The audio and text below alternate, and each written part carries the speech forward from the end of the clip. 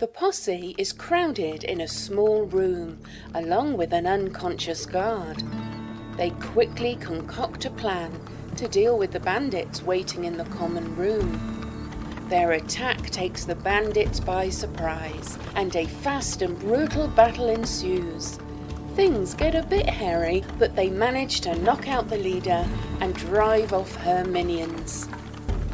They return to Maven, who keeps his word and musters guards to escort them back to Trog Canyon.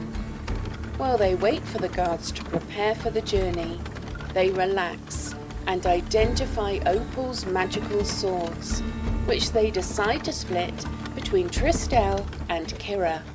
The journey back is uneventful, except for a massive earthquake. They are almost at their destination, and in passing the Trog Canyon graveyard, they hear a bell. When they investigate, they find it is Eva's bell, and they can hear her calling out for help. Will they save the helpless old lady trapped in the grave? How much will the new guards change things around town? How will the conversation with the water elemental go? Let's find out now on Embers of the Wild.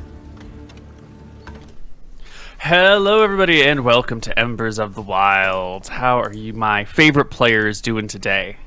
Doing pretty good. I think your mic might be a little loud, I just realized. I don't know if you have How's or maybe that? everyone else is low. I don't know. There's too many variables. I think it's better. Meet in the middle. Anyway. Who is truly to say who is the correct volume? True, yeah. What is volume in the end but a human construction? Very wise.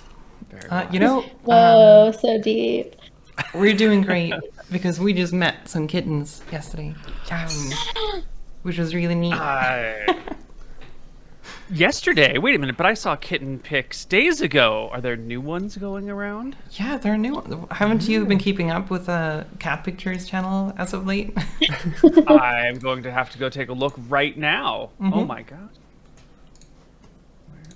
That's a dog. There's a dog. Oh my god, all of a sudden there's pets everywhere. This one. The one with the red collar who's leaning back in fear and terror with the big dark eyes. That's the one. See, I'm also partial to that one. That's the one with the tragic backstory, because they're the one that need an extra feeding, because they were left out and whatnot. It's super good. Oh, grumpy old grandma. I love it. I should send a link to chat so they can also take part in. Oh my gosh, those are just like S tier toe beans, like just incredible. Yeah. Okay, here you go, chat. Here's some kitten pics for you. It's a thread. You need to scroll down for all the pictures in case you haven't used Twitter before. I appreciated your tweet about how you're like constantly trying to get updates on them and like, are they bigger? Maybe you should send a pic. Like, I don't want to bother her and be like, oh, so what are the latest pictures? Did you take any today? Did you take any yesterday that I missed?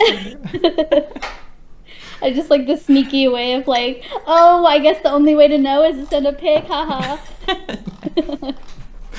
Love it. But they're so cute, and I just want updates They're all the really time because they grow cute. so quickly. And so, Yeah. Oh my god, this one with the blue collar doing the lion roar? Yeah! Oh. I'm obsessed with the ones that are just like buried in fluff.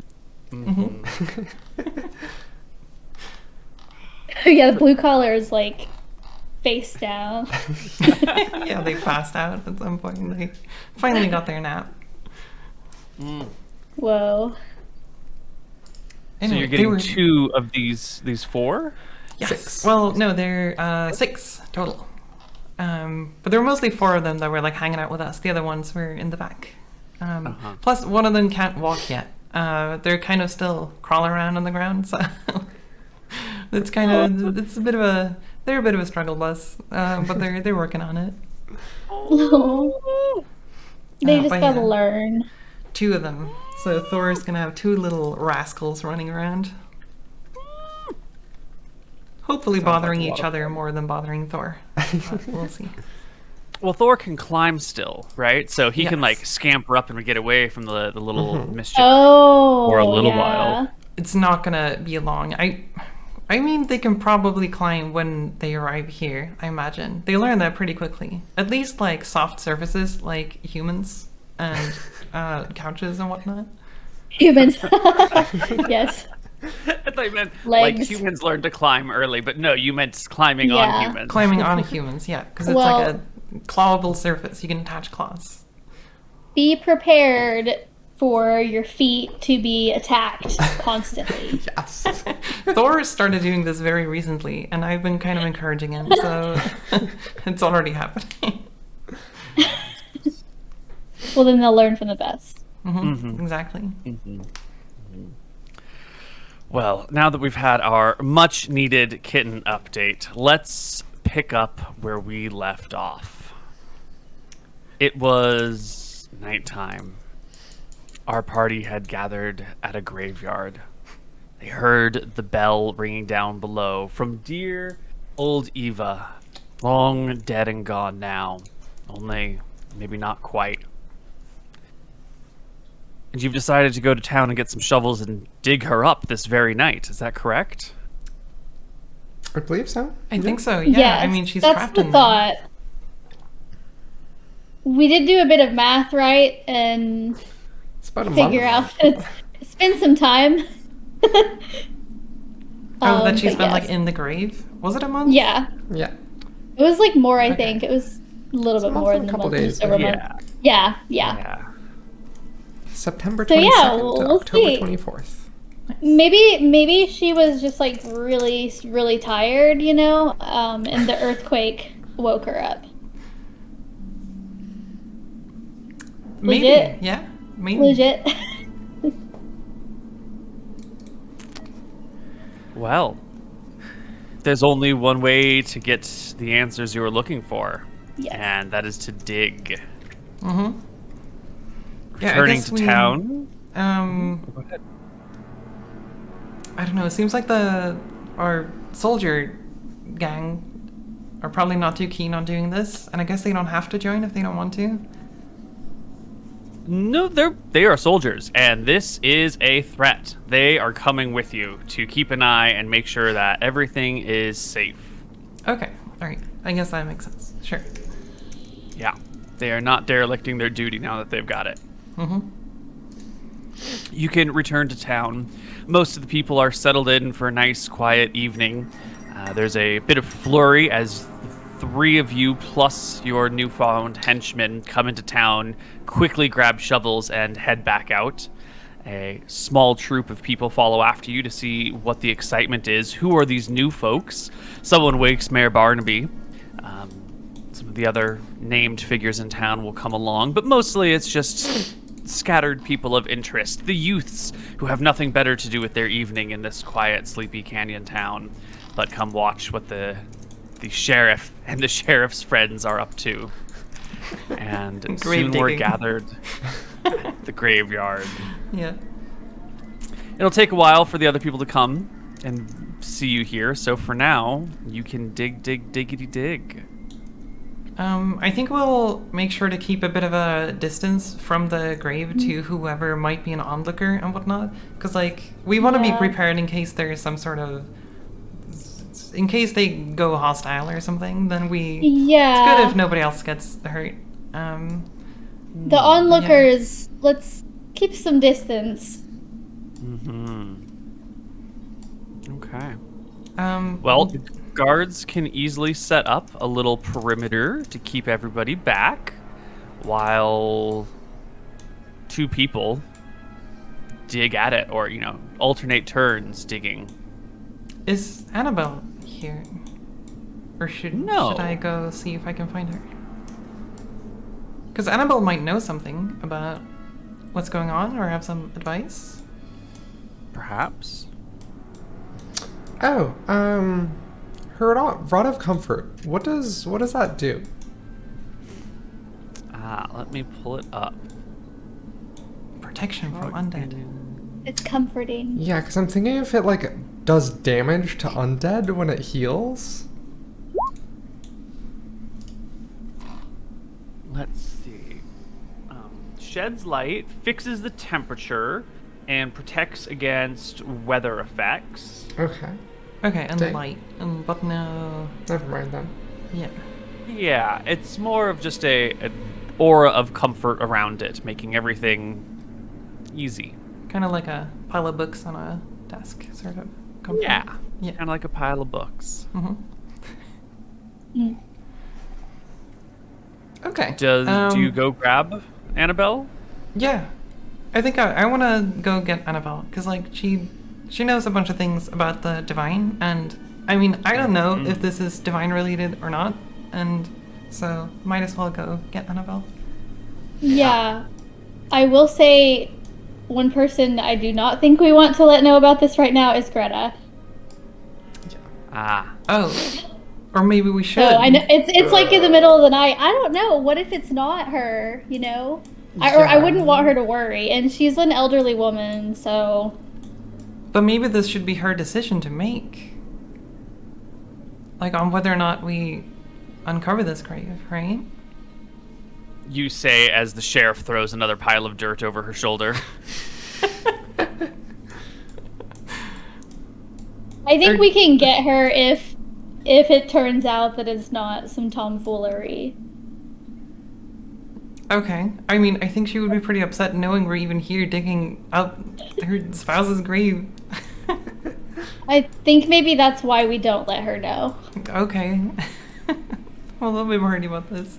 That is my opinion. Okay, well, you know these two better than any other of us, so. Mm-hmm. But I will go get Annabelle, regardless. Yes. Okay.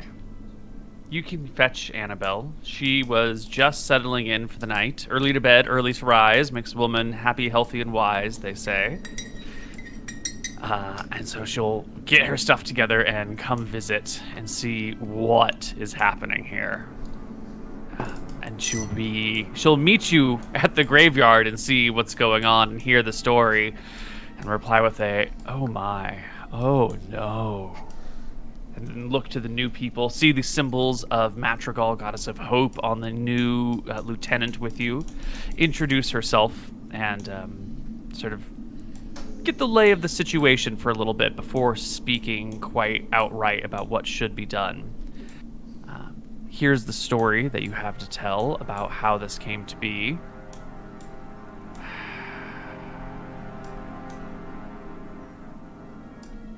And then wonders aloud if this is a good idea. You know, a long, long time ago, the world was slightly different. People of my order, clerics of Martha in particular, were able to not raise the dead, but resurrect people from death and bring them back into this world and allow them to continue to live. Then, some generations ago, the gods stripped that power from the land, forever ending resurrection. The only thing left of people coming back from death are the undead. Skeletons, zombies, ghosts, necromancers. This But- can't be good. It really sounds like Eva. It's not some mindless skeleton. Well,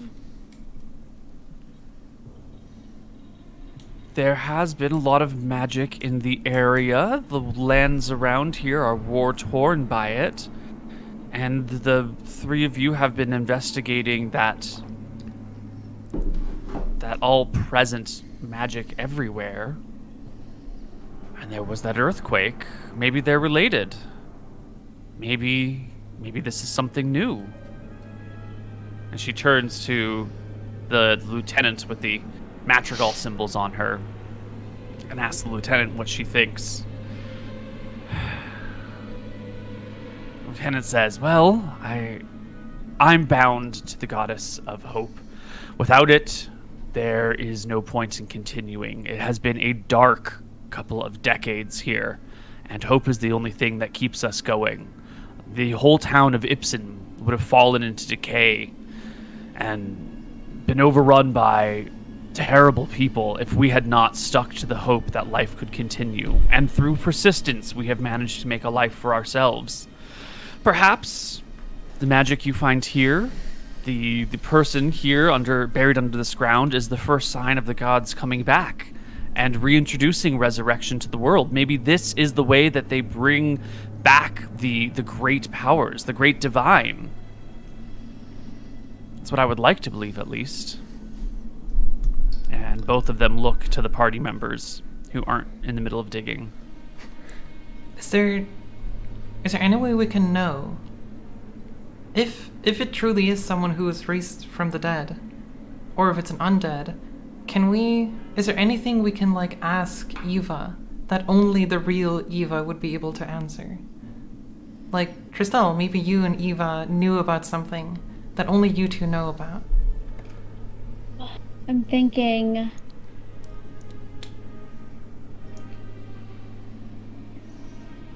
I'm not sure that she shared much personal information, though. Something that anyone else wouldn't know as well.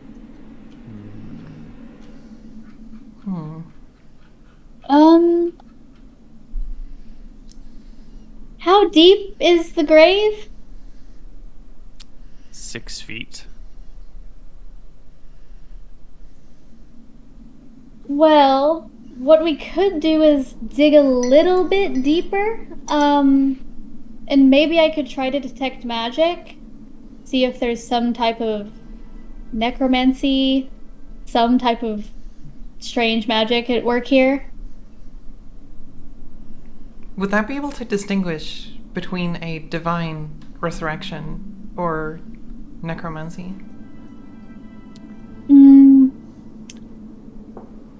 I believe I can only sense the type of magic. I'm not sure I can distinguish something that minute, but Yeah. at least it would give us information. Mm-hmm. Okay. Deeper the grave gets dug. The shovel gets handed off to another person to continue the rate of extraction.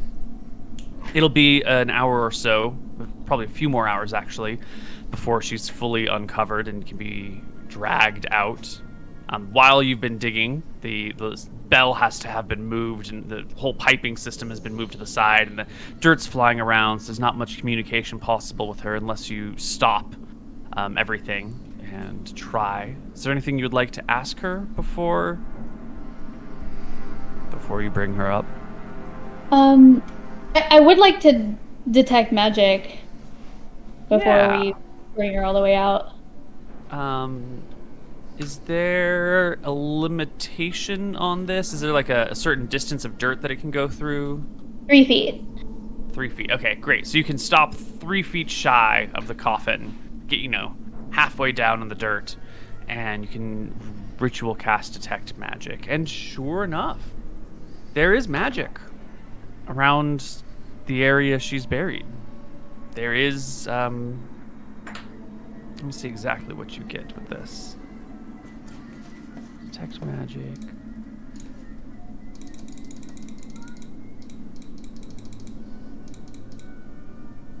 And you learn the School of Magic, if any. Yes, there is indeed necromantic magic around here. But for a moment, let's just...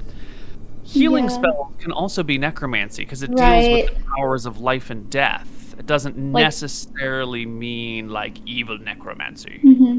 Like potions, too. Mm-hmm. Yeah.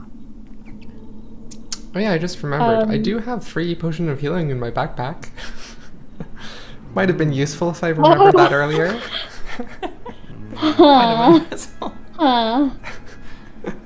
Those are so rare we forget to even think about it. Yeah. Alright, so share this information with the party. Mm-hmm. Do we want to keep digging? It's not unexpected. Yeah. So I think so. I feel like we can only get answers by digging. Definitely. How... I agree.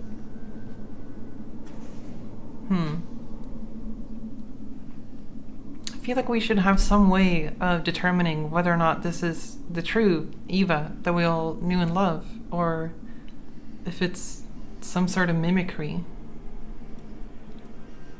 Well, I know I had my apprehension about getting Greta involved, but if you're talking about somebody who would know something that only she would know. Yeah.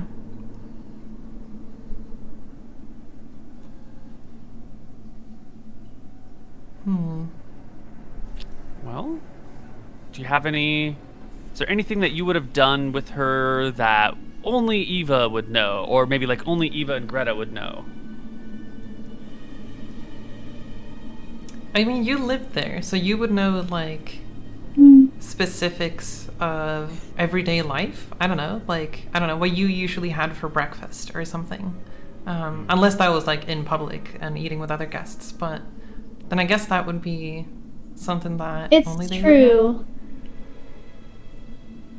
I do often wake up pretty late, and to be quite honest, I usually make my way down to get a drink. So No it's one a else trick is question. there. So you ask what you usually had for breakfast, but you never had breakfast, and Eva would know that. Exactly. Well, let's give it a shot. Mm-hmm. Okay. So The digging stops.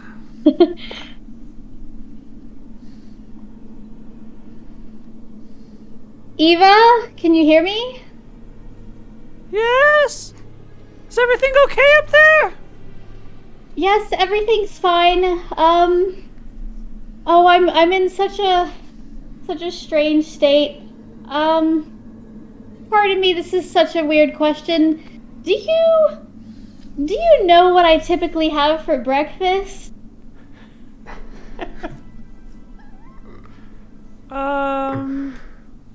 Is that really important right now? I'm so hungry, and dawn is breaking soon. I don't think I have the energy to go on, and I just can't think what is it that I'm looking for. Well, sweetie, you don't really eat breakfast. You kind of sleep in late and then start drinking early. No judgment, darling. But you're probably looking for a Bloody Mary or a margarita. Oh, Eva, you just always know what to say. Tristel, that's not a breakfast. That's alcohol. Why would you have that for breakfast? It has sustenance. Does it, though? A There's Bloody celery Mary. in it. Exactly. There's celery in it. I guess there's water in it, too? I hope. Tomato juice. There's nutrients in that. Mm-hmm. Eva doesn't judge. I really think this might be her. Okay. Okay. The shoveling continues, and before you know it, you hit the top of the coffin. You clear the dirt from it. With the ropes that are still attached to help lower it, you can toss them out of the pit. And with the strong people assembled, hoist the coffin from the ground, laying it beside, and it opens of its own volition from the person within. The top hinges off, and there is Eva, looking as old as she was when she was buried. How does she look in general? Rotten flesh falling off? Or No. somewhat healthy? Huh. Looks more or less like she did the day that you buried her. Her eyes blink as they adjust to the moonlight and the starlight, and she sort of shivers, sits up, aches a little while she does so, rubs her arms and goes, "I'm so cold, so hungry." Does anyone have a blanket I can give to her? I don't know. Who if are all someone these brought new a people? blanket. The lieutenant keeps a hand on a sword. Sorry for all the people, but it's not every day someone wakes up, after having been buried, and after dying. I don't remember dying. What do you remember? Let's see. The last thing I remember was going to sleep. And then I woke up, and it was dark, and I couldn't move, and I reached around, and I felt a string, and I tugged it, and I heard the bell, and I knew what happened to me. How long did you ring the bell for? A while, and then I slept, and then I rang, and then I slept, and it was dark, and I called, and no one was there. It felt like an eternity down there. She looks over the edge of her coffin that she's still sitting in to the pit beside her, and like involuntarily shudders at the thought.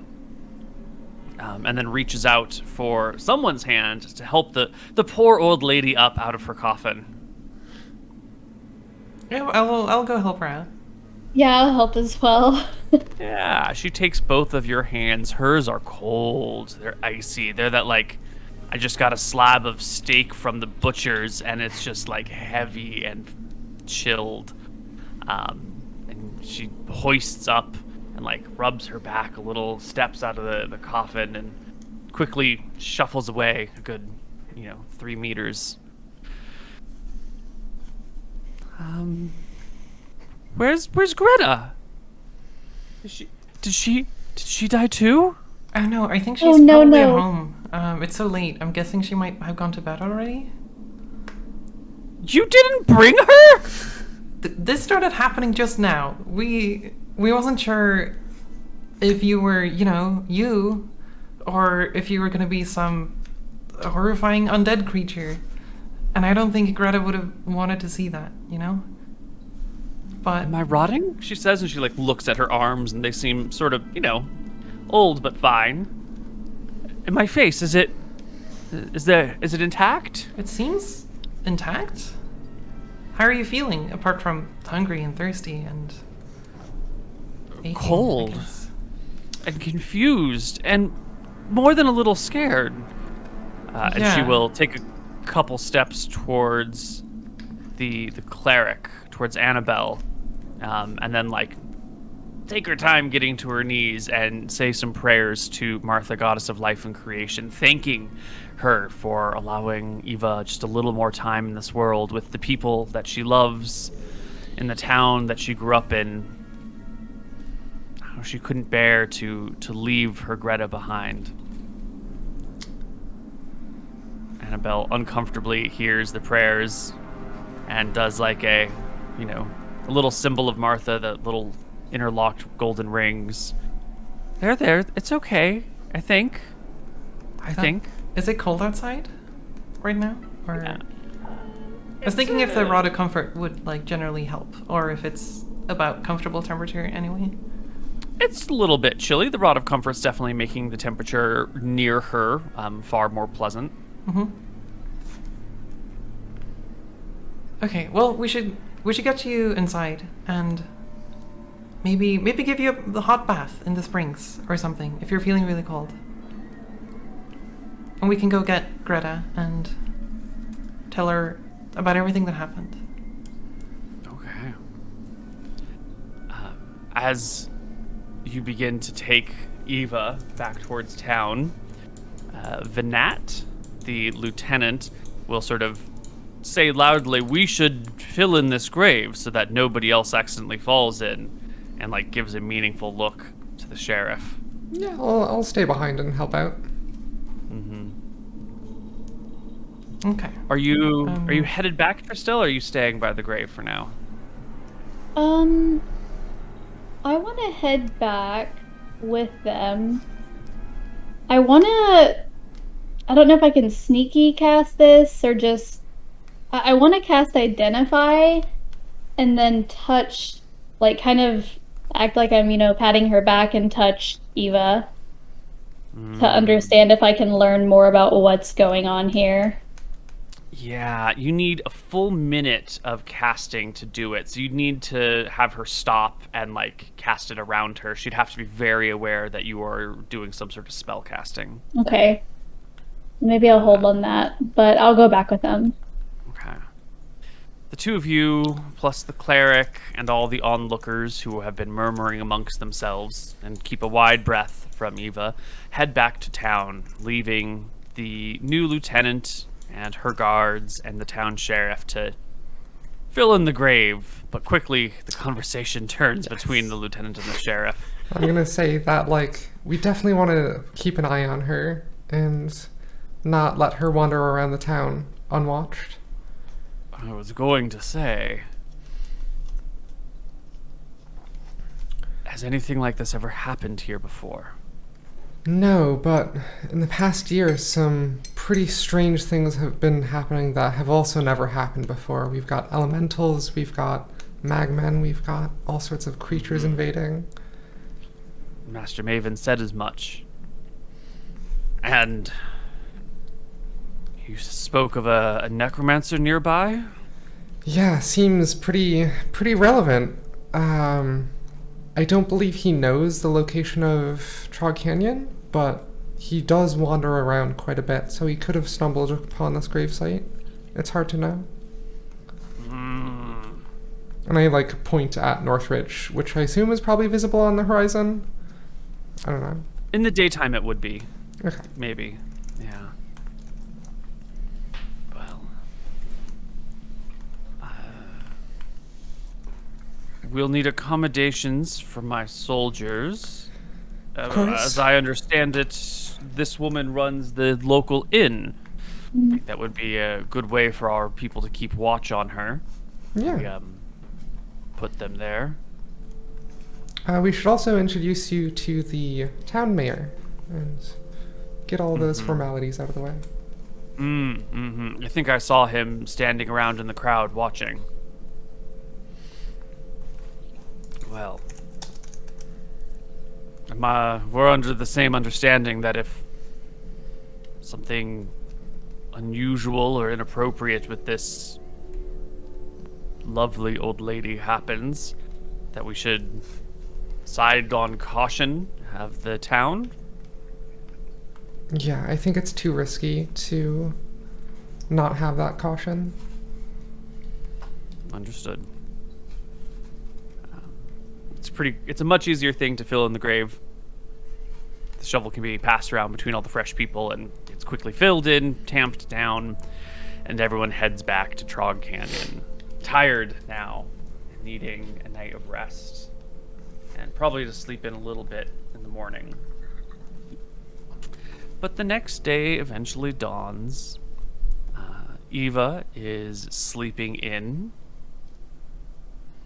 Oh, did Tristel Greta meet and- Eva that night? Or I was going to say, yeah, Tristel and the guards would have heard the commotion between Greta and Eva.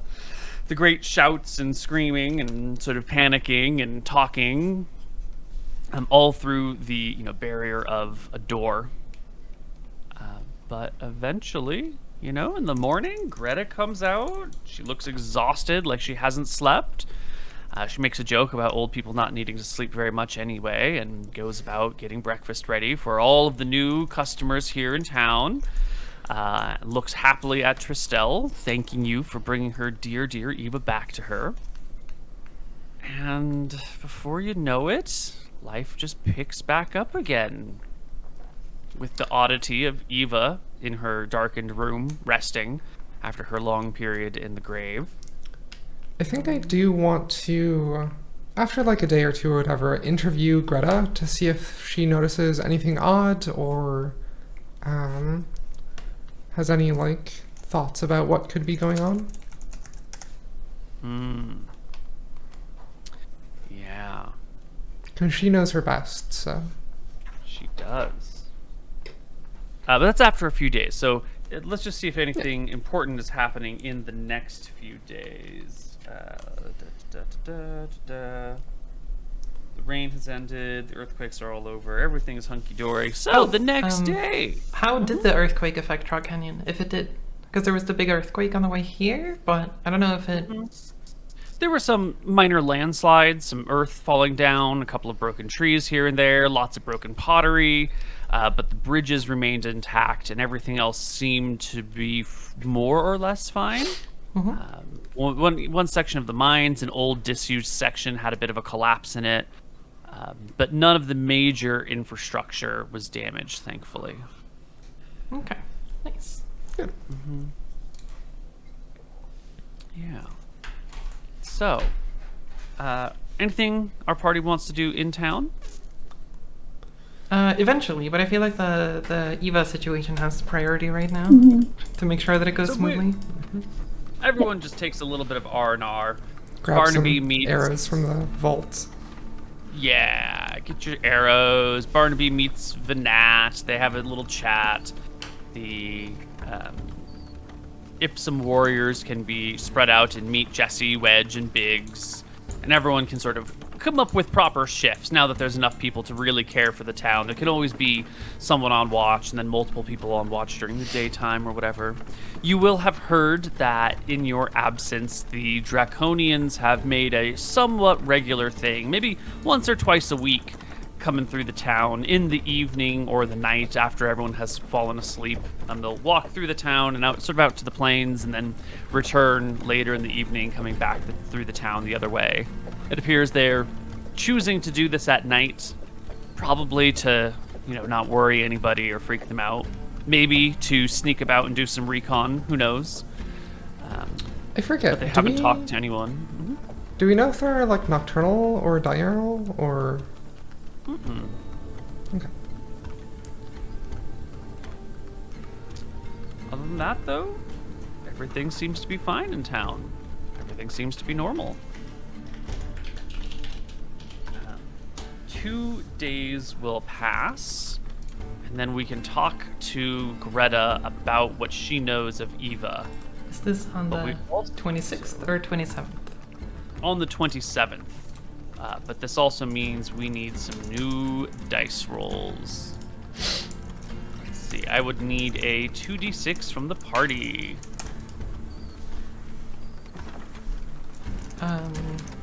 Go for it. Right? From all of us? 2D. One of you, any one person. 6. Oh, There we go. nice. Right. Thanks. Critical situation.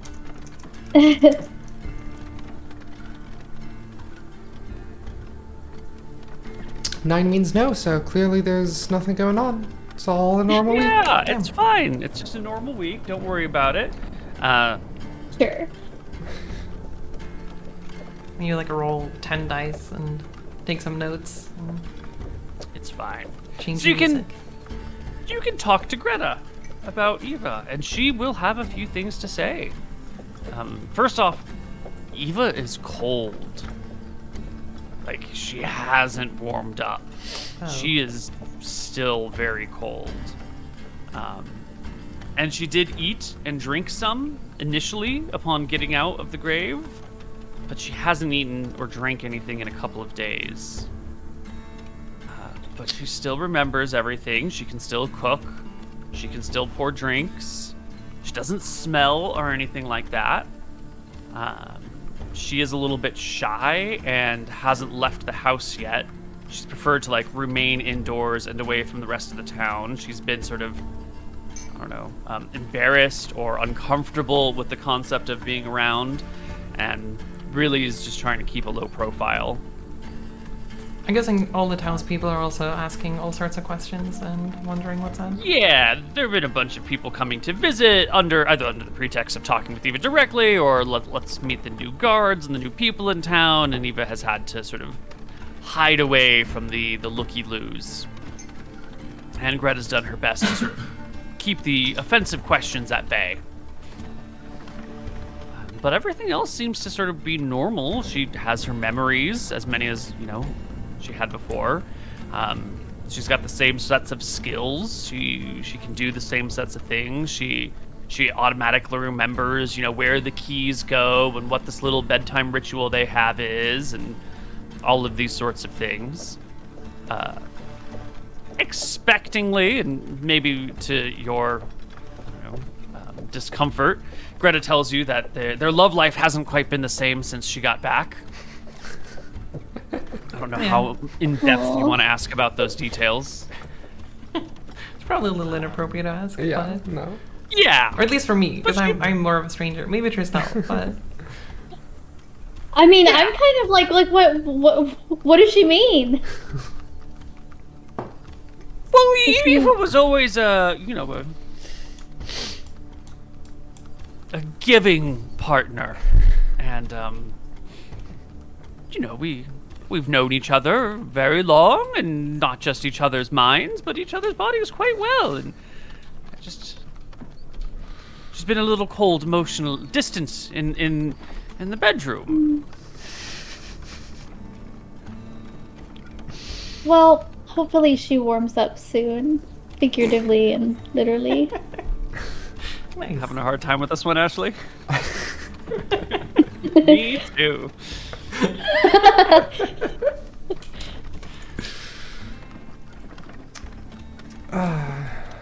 Here's a weird question.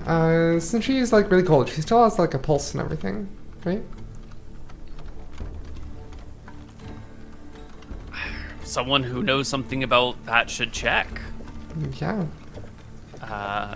Yeah, there's someone in town who can give her a checkup. Maybe the cleric who knows all about healing in the body and whatnot. And she'll come and, place hands on Eva's neck and, give her a little talking to. And she'll let you know afterwards that there is no pulse with this woman.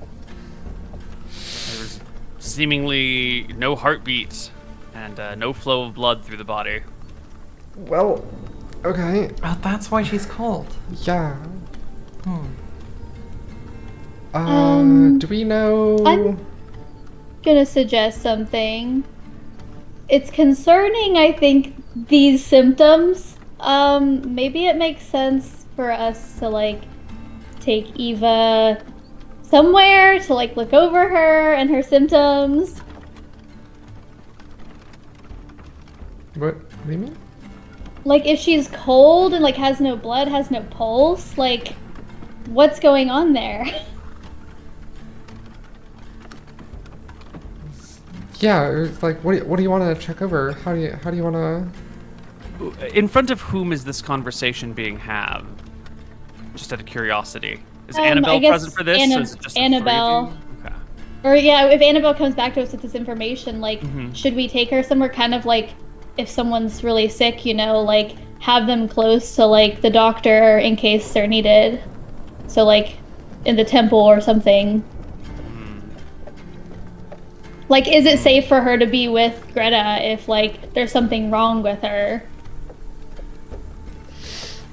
That's a great question, says Annabelle. She's been there 2 days, and everything has been fine. And there's a whole contingent of soldiers who live in the inn, as do you.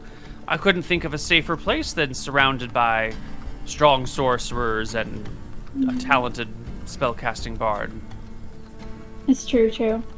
But, I mean, maybe in the temple or buried in the ground could be safer? That's a hilarious joke. I mean, I worry just as much for Eva's health, too. I mean, what could cause this? Could we, like, consult various books in the temple or something to try and find some description of vampire or zombie or whatever that matches symptoms of, like, no heartbeat? Yeah. Well, I'm not sure if Lydia would have books on that. Well, like temple, No. I was thinking. Yeah.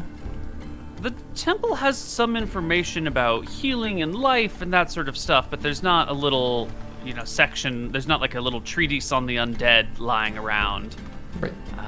Most of what is known is going to have to just be local legends that people have picked up. No one here has ever dealt with the undead other than those ones that you've dealt with, the Stukov. The undead weren't really a part of anything here in the past. There weren't like armies of undead that were commanded by folks. No one here has ever really met or dealt with the undead. And it's more just local legend, which tracks with what's going on. They're dead, they're not really alive, they don't have a pulse, they don't... Usually, though, they're mindless. They're zombies who feast for brains, or skeletal warriors.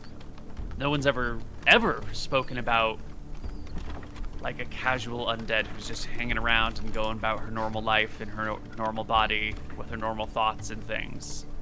This is completely out of anyone's wheelhouse and not anything anyone's ever heard of. So maybe we need to talk to Stuka about this.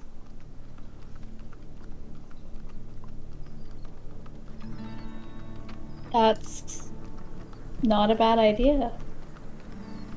He's amicable towards us. Seemed like it, at least. Not saying we necessarily trust the man a great deal, but In a very creepy, dangerous way. amicable towards us in a creepy, dangerous way, you mean? Yeah. Oh, certainly.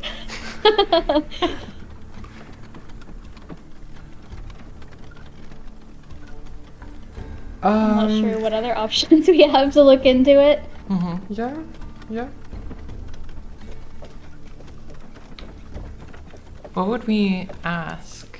Or would we bring Eva? Or We do we go on could. our own?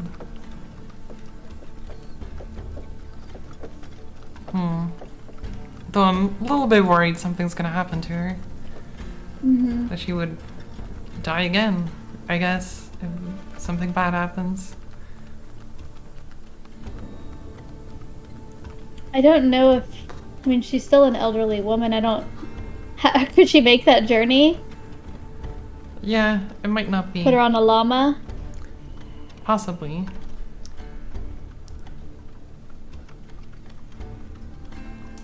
Well, at the very least, we would get some information from talking to Stuka. We might not have to bring Eva specifically. It might be nice to like be secretive about it and not actually tell Stuka what's going on at first. In case like Stuka is responsible for this, then Oh, yes. That's true. Probably a good idea to check up on him anyways. Just see how his tower building is going. Yeah. Well, you can gaze out towards the east, and on a clear day with a little height up one of the canyon walls, you can see a sort of gleaming white tower that has been built out there. yeah. Seems to be in better condition than was before. In the past, it was always hard to get like a good view of the town. Now there's this nice, solid, bone white tower shining in the distance, reflecting the sunlight. Like, wait, much bigger than the little, like, stubby ruin that was there before? Or... Yeah, there was the stubby ruin, and now it's been like built up quite a bit. So it's got an extra few floors above it.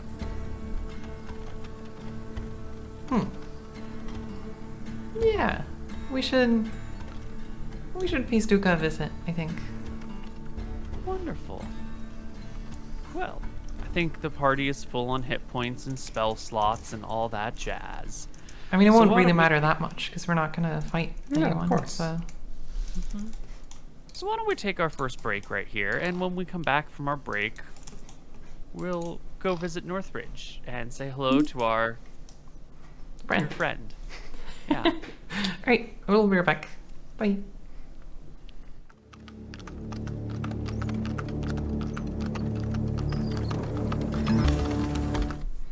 Hello, everybody, and welcome back to Embers of the Wilds. Our friends and families are now going to head off towards the great ruins of Northridge to go speak with their dear old friend Stuka and learn what's going on in the world, what is happening over in the east.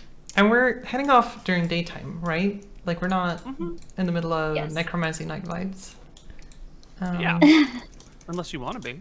I don't think that would be good. And we're heading out on the 27th still, or? Yeah, I think you have a chat in the morning with Eva, or with Greta, and with Annabelle, and then shortly thereafter, you decide to take off. Cool. Sounds good. And let's just roll for some encounters.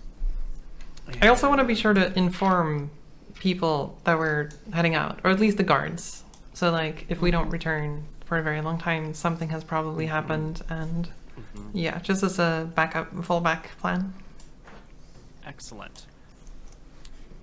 They know you're going. You take off. And I believe it's a full day to get there, I think so. if I recall correctly. Let's take a look at Yes. the map. Let's judge the distance. It's about 20 miles. Yeah, so it's actually a little more than 20 miles. So I think it's a day, and you're at the edge of town after one day. So sure enough, the day passes. You get a little bit of a late start, and as the sun begins to go down, your days are shorter now that we're approaching winter. Not quite there, but getting a little bit closer each day. You will end up stopping a few miles from town as the sun begins to go down. Oh. You can see the ruins of town in the distance, that big bone tower hanging overhead. Yes. Oh. Wait, bone tower or bone color tower? Because I had These the are- impression it's just the color. Still shorter. Trying to work out how this works. Because we said that we're in the southern hemisphere, but the seasons are still normal due to magic. But the days are Yes. still shorter in winter, even though we're in the southern hemisphere. Yes. Okay. Yes. Strange. Yes, the seasons are the same on all sides of the world. So hemisphere only changes directionality of the sun, but not the seasons. Okay. Nice. Ooh. Yeah. Fancy physics. 6 hours one day trying to figure out how to make this work. And the solution is either don't worry about it, it's magic, or involves like a sun that moves further and then gets closer to the earth, and deities altering time based on their presence in the world. It was very complicated, and it was I not mean, worth the effort of having different It's hemispheres. not. And at least we get like a sphere, right? Mm-hmm. As opposed to like a Middle Earth that used to literally be flat. Mm-hmm. Mm-hmm. I dig Well, it. here- Thank you. Thank you. You arrive near the ruins of Northridge. You can see that it's probably not bones. Tower hanging out in the distance. The ruined walls nearby, a couple miles off. Comfortable camping out here in the open? I think so. I don't think we have any other alternatives. apart Definitely from- don't want to go to the town at night. Yeah. Excellent. That evening, because you all still keep watch, you hear a low, sorrowful song sort of echoing across the plains. Oh, jeez. There's only one place it could come from. It's got to be coming from Northridge. But when you have such a big open area, it's really hard to pinpoint the directionality of a source. You know, maybe it's to the east of Northridge or to the west of it. Maybe it's somewhere not quite around there, but where else could it be coming from? I have pretty good ears, so I should be able to tell. Hmm? Maybe. I don't know. Give me a really good perception check with those really good ears. Well, now when you put it like that, I don't know anymore if I can. Okay, that's pretty good. That's a really good perception check. You're pretty certain it's coming from the city, or the ruins of the city, more appropriately. Does it sound like the one that we heard months ago? No. Oh. That was more of like a sharp shriek, and then you all almost died. Oh, This just is- like that. Yeah. This is more of I don't know, like an old song being played or being sung by a choir. You know? That's spooky. Yeah, it's Yeah. I like guess they might have been friends with Stuka and calmed down a bit. it's like when you go to your grandma's house and she's playing like old Elvis records. It has that tone of like outdated music. Neat. So Stuka likes the oldies. Mm-hmm. Yeah. Well, nothing bothers you that night. The dawn comes, and you can make your way towards town with no problems. When you get to town, you can see that the road into town, or where that front gate would have been, has sort of been slightly rebuilt. There's just like a pile of rocks in a way that sort of flanks a now cleared road that walks into town. And standing in the middle of the road, facing your direction, are a pair of skeletons who are just standing there, hatchets in hand. God damn it, Stuka, do we have to fight through your minions again? Are they just standing there completely still, or are they up to something? They're just standing there. Okay, remember though. I have a plan. How about I stay back while you two sneak towards the skeletons? Interesting. I've never heard of that before. You think it'll work? Yeah. It's They not were like I'm totally gonna still have last time. to come running with my bow, shooting every turn, trying to get close. That would never happen. That's true. That's true. I've never heard of that. I am wary because just walk last time they around? were still. Ooh. Suppose the wall is broken in many, many places. Yeah. The entryway is more symbolic at this point than anything. Yeah, I'm thinking we can probably just find... Because, like, we know where the tower is. And so I'm thinking we should try to make our way to the tower and avoid all the skelly boys. Mm-hmm. Oh. Yeah. Okay. Did we Well- ask Stuka to make his skeletons chill a little bit and not attack us the next time? I forget if we talked to him about Oh. No, he just apologized for it. that. Right. Okay. Oh, my bad. My skillies were attacking you. With weapons. To kill. You know, skeletons will be skeletons. They just do that. Ah. Well, it sounds like the party's going to venture around and look for an entryway that is not guarded by skeletons, and that is a fairly simple thing to do. You do a quarter turn around the town and find fairly quickly a section of broken wall that you could scramble over, no problem whatsoever. That doesn't appear to have any skeletons in sight. But from this closer vantage point, you can see the tower rising up is indeed most definitely made out of bones. Oh. Yeah, the base of it is still, nice and solid and brick. And then it goes up and up and up, and then there seems to be some sort of bone lattice up above. Is that normal and common? Have I seen bone towers before? Okay. Only if you've been to the catacombs in Paris. But aside from that, no. Alright. Oh. Yeah. I don't think Pearl has been to the catacombs of Paris. Mm-mm. Definitely not.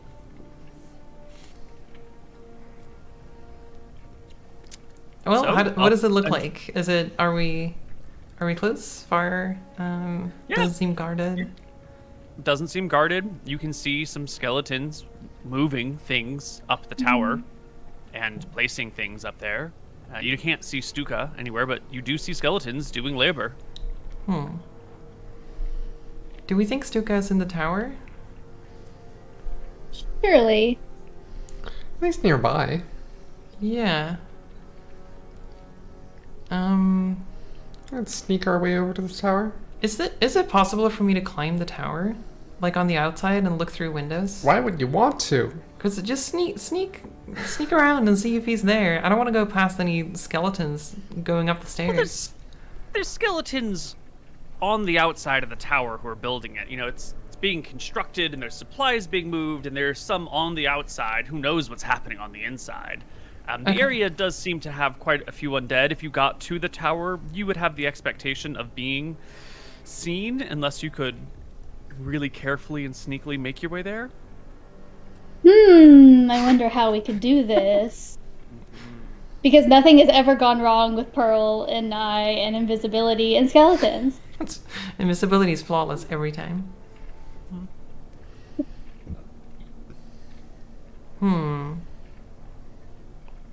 Okay, so we could either do something with that, or we can just walk a little bit closer and see what the vibe is. Maybe the skeletons are friendly with us, or maybe they're not. It's the middle of the day now, right? Mm-hmm. And they're still, like, out and about, moving? Mm-hmm. Okay. Yup. This isn't like the undead we've encountered before then. It definitely seemed kind of like nighttime creatures. Yeah, these skeletons do not fear the sun.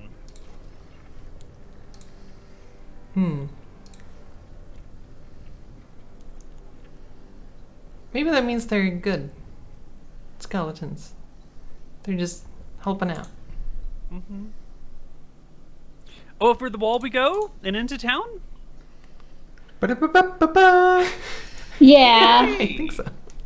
Excellent. You scramble up the broken wall, you head down the other side, you find yourself in an alleyway, start making your direction towards the tower. And when you come out of the alleyway into one of these like more main boulevards, you find that the area here has been cleared. Rubble has been pushed back to either side. The street has been made walkable. And there's also a skeleton fairly nearby with a red cloak round its shoulders. And when you poke your head out of your alleyway, it takes the cloak off its shoulders and like lays it down on the ground and takes a couple of steps back, almost welcoming you with a red carpet its direction. What? I'm gonna carefully maybe... wave toward it. See if it reacts to me waving. It does not.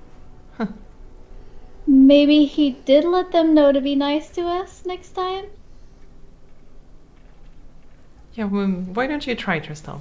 And I like scoot Tristel a little bit forward. Walk a little closer. Okay. And then I huddle up behind Kyra. Yeah. The skeleton doesn't really move. How close do you want to get? I'll You're starting at like 50 feet from it, for reference.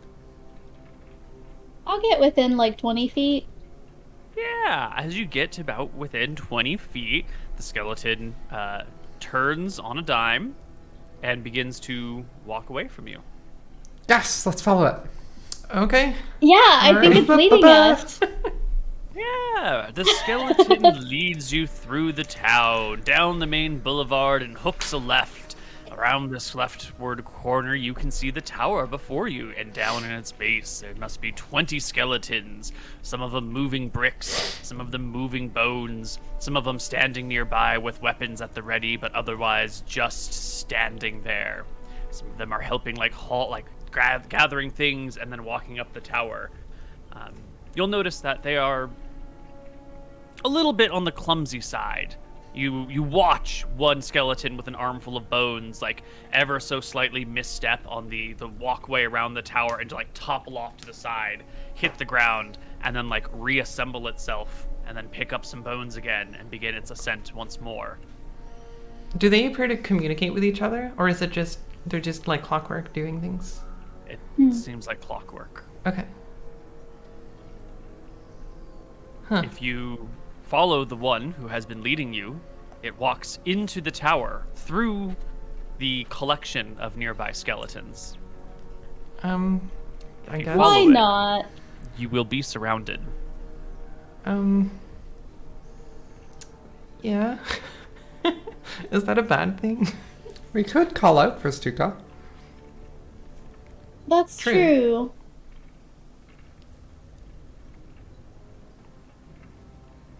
Do we want to do that? Sure. Or will it anger the skeletons? Nah. Let's do it. 1, 2, 3, and shout at the same time. So That's like creepy. 1, 2. It's gonna be like a choir. Hell yeah. Okay. All right. Yes. Y'all call out to Stuka together in unison. Moments later, a head appears up the tower looking out the window. It's Stuka's.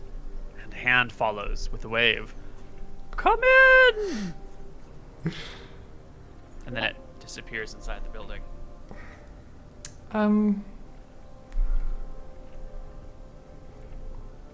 What if it's a trap? Sure. We're in kind of a vulnerable position here. I guess. So he's very creepy. But I'm not sure what it would be a trap for. He hasn't been hostile to us yet.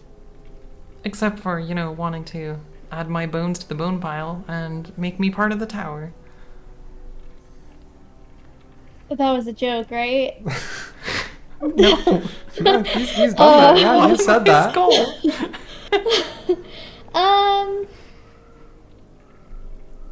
I'll be in the back, close to Kyra, All right. if we go in. All right.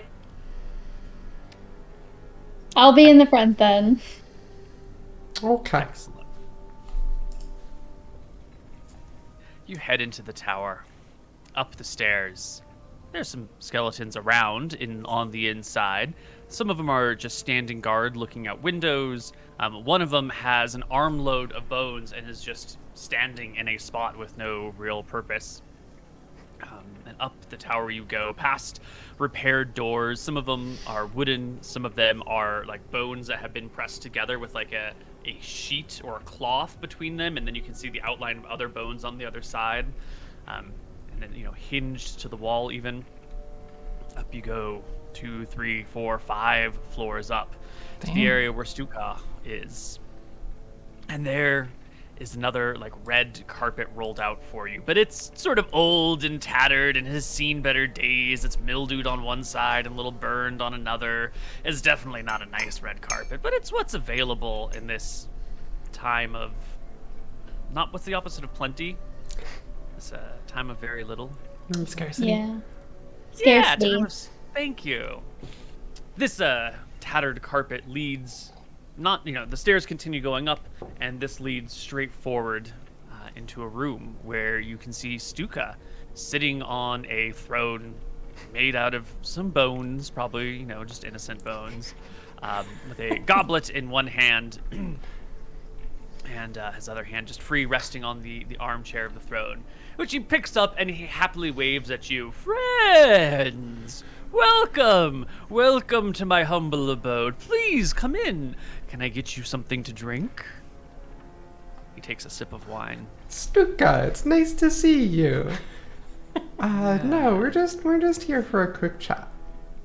Oh, good. I was hoping I could talk to you again. Please. And he looks immediately towards Pearl over your shoulder. I hide behind the big shield. And... Dear friend, could you tell me if this is accurate? And he makes a snapping motion to the side, and stepping out from behind one of these worn, blue, tattered curtains steps a person of sorts. It's a skeleton, but it doesn't have a human head on it. It's got some sort of like feline head. And it's definitely not a normal human construction. The legs look like someone has taken the legs of maybe a mountain lion and maybe the head of a mountain lion and attached it to the body of like a person. And the hands are definitely more like mountain lion paws than human hands. The construction seems to be some sort of human mountain lion hybrid as the skeleton steps forward. Stuka, learn some social skills. This is not appropriate to make a skeleton tabaxi. Is this custom? Yes, it is. How would I know if it's accurate? What are you doing with this? Simply admiring it. Isn't it beautiful? Look at the elegance. Stuka. I can't quite get the hind legs to work like yours. Mountain lions are quadrupeds. They don't have that hip connection. May I look at your hip joints to see how they function? You may I'm not gonna look at my put hip myself joints. in between. You're being really weird, Stuka. Sorry. When you're alone with your own thoughts, you forget the social skills and mannerisms appropriate for civilized conversation. I've just been so excited about this artwork I've been making. I was hoping for an honest criticism of it. Well, my honest criticism is that everything here is really creepy. I don't know what to think. You must look past the medium to the artist within, Pearl. sitting on several dead people right now. It just seems kind of inappropriate, you know? Their bones no longer serve them in any way, and they make for wonderful construction material. Here, let me show you. Oh god, not another abomination, and I look away. And... Abomination. He calls out in a language you don't understand, and a few moments later, that skeleton with arms full of bones comes trotting up the stairs and into the room, sort of ignoring you and pushing through the group unless you actively resist it. And he will grab two of the bones and hold them together and close his eyes and bite his thumb and rub a little tiny bit of bodily fluids on where the bones connect, and then open his eyes and relax. And you can see that the two bones, which should not hold at like a 90-degree angle like this, hold perfectly at that 90-degree angle. And he steps forward and hands it to whoever's in the front. Is that Tristel still? I think so. He hands Yeah. you the right-angled bones. Look how well they hold, firm and fast. That is why I build from bone. Not because anything, what were the words you used, creepy? It's simply an excellent building material. What are houses but made from the bones of trees? This is just animal bones instead of plant bones. Try not to be so narrow-minded. I just think it's a little disrespectful toward the dead. There are lots of living people that still care about the people who passed, and a lot of them would think that you're desecrating their bodies and their honor. Well, these are my family members. All of them? I have a big family. Like, this is a huge family. And I, like, look at all of the bones that this... All right, This is built Pearl. out of. We're here for a reason. It's Okay. I will say it's certainly something, Stuka. It's certainly something. Thank you. And I'll hand it back.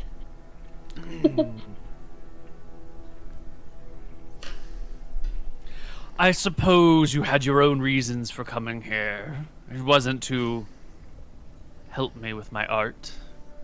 While they talk, I'm gonna, like, compare my hand to the creepy abomination in the other room to, like, check, because I have no idea, and I'm like, is that really the way my bones are? And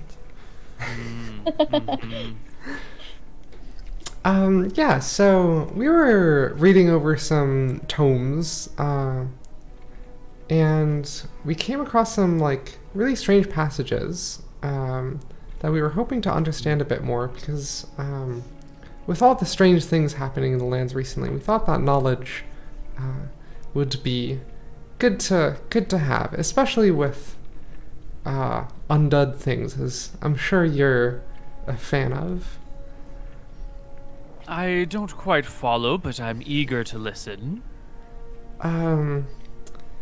Yeah, so we read about this strange creature that didn't give a name, and I was wondering if you could tell us more about what it is and what else about it that this book may not have mentioned.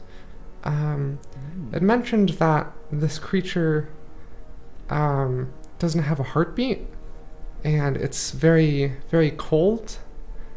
But strangely, it doesn't seem to be a mindless undead creature like these skeletons around here. Do you know of any manner of beast that matches this description? Is it a beast with 4 legs, 6 No. tusks? Please describe. Undead things are. A humanoid. Yeah. Ah, a human with no pulse, cold to the touch. Yes. Sounds like you're speaking of a raised soul. I think. What do you call it? Insultingly referred to by those not within the arts as a zombie. But that word has so many negative connotations. It's really been taken out of context from its original academic settings. I thought Zombie that... is simply just a body with flesh still attached that has been reanimated. There is no inherent disgust or evil related to any such thing. So let us use the word zombie with its true, respectful tone for the strong magic that requires it. Yes? Of course. I thought that resurrection magics have been gone from the land for quite a while. Oh, certainly. This is no resurrection. Resurrection has not been possible since, well, a long, long time ago. So, On the other hand, I have noticed a great amount of magic in this area.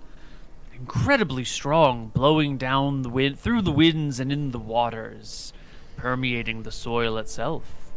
Perhaps there's something greater than you or I here. Tell me more about this zombie you found. Where did you find it? we were just reading about it in some tomes, because we noticed this magic as well. And we thought that by trying to do some research, we could understand where this magic could be coming from. Well, And these raised beings, these zombies, they retain all their knowledge, their living life. They can speak normally. he shakes his head. And that skeleton who had brought in the bones is still just like standing there holding a pile of bones. And Suka will reach out and place a hand on its shoulder and say, "Brother Hector, would you please go get dear Auntie Pat for me?" "Thank you, Hector." And he pats Hector on the shoulder. And Hector, still with arms full of bones, will head down the tower. Stuka will say, "Let me bring my Aunt Pat out here. She will hopefully answer all your questions regarding zombies. Please, sit."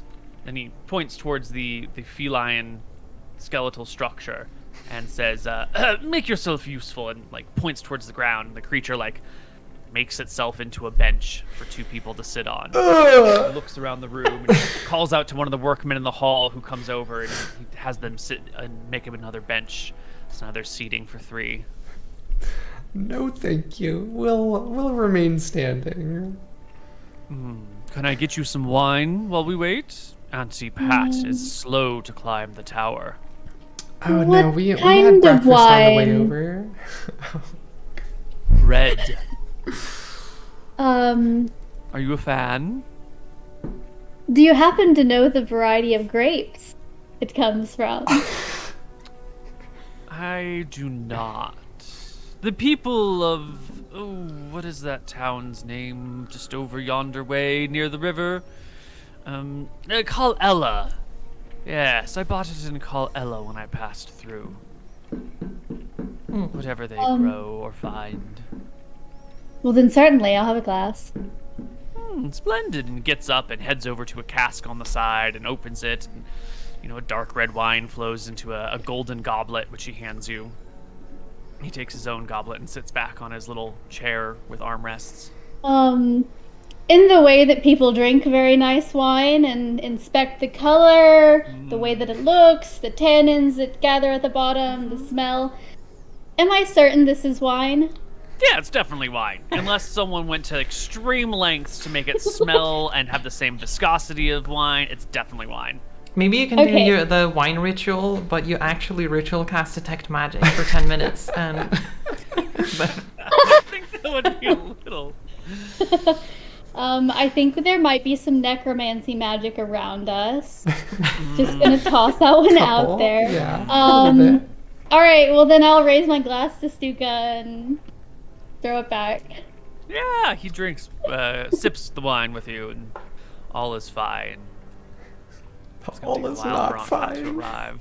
I just wanted to make sure it wasn't blood. I really just wanted to know if this man was drinking blood. No, he's drinking wine. And soon enough, with a little bit of slow, stumbling, shambling, dragging sounds, Aunt Pat arrives. in her zombified state. Her clothes are very nice and elegant. There's like small little pearls studding her silk gown that's tied with like a silver sash that's getting blazoned with tiny little gemstones all over it. Her face is like rotted a little bit and contorted. Clearly, she's been dead for a long time. Her hair is still sort of pulled back with one of those like, what do you call those, like nets with little baubles in them that covers the head? One of those thingies. The zombie slowly drags a dead leg behind it into the room and stands at attention. And Stuka points and says, Aunt Pat, good to have you here. Does this creature resemble the thing you were reading about? Please, inspect her. She won't bite you while I'm here. I stand a fair bit of a distance away from them, close to the wall, probably. Reach out a hand and say, "Nice to meet you, Pat." Pat does not respond. Okay. Stuka says, Pat, shake her hand, please. And the zombie like raises a hand in your direction. I'll just kind of... It's got that cold, dead meat feel that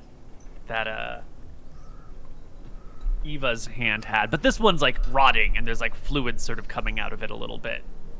Eva was still like nice, clean skin. This is like, decayed flesh. Stuka, are any of these acting out of their own volition? Or is this you telling them to do everything? Oh. Poor Aunt Pat. Her brain was removed. It's part of the embalming process, you see. I had to find a spare one and put it back in. No, these creatures are completely empty and mindless. They do what I say, and not much else. Some of the workmen outside have a little more autonomy, but they don't speak. They don't think on their own aside from the task given to them. It's not often that people take an interest in my work. Let me show my appreciation for your hospitality and your graciousness. Is there something I can get for you or do for you? Don't often get visitors. I'd like to encourage more people to come. No, I think we wanted to come here for more knowledge, and you've graciously provided with much more than we could have hoped for. Thank you so much. I do have a question. And I pull out my lyre, and I'm like, could you make something like this out of bone? He gets up and comes to look at it and goes, the structure could be done. The chords, not so much. He looks at it again.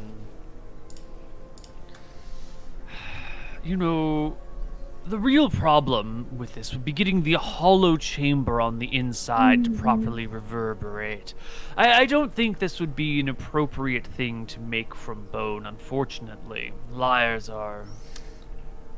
he kind of plucks a string. The hollowness is really in the way. Bone works best as a building material.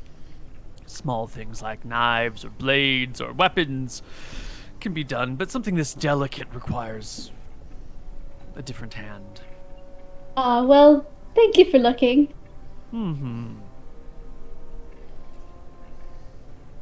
I loathe to see you go so soon.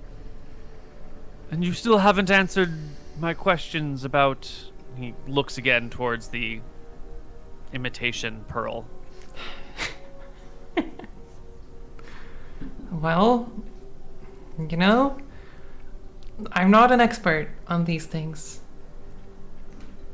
But the foot is very wrong. That it's I mean, that How looks like so? that looks like a human leg with a mountain lion paw, which, you know, that's not what my bones look like. I'm pretty sure. This you is an very artist, different, and then I Miguel? point at my feet, and My eyes aren't what they used to be. Could you bring those a little closer? I'm not sure if I want to do that. I'm a little bit scared. On our next journey, we could come back with a drawing. It'll last much longer.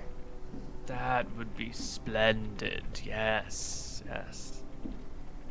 He gets off his throne and takes like a squat on the floor and slowly like duck walks his way towards Pearl looking and then scooting a little closer. Take a few steps back. Well.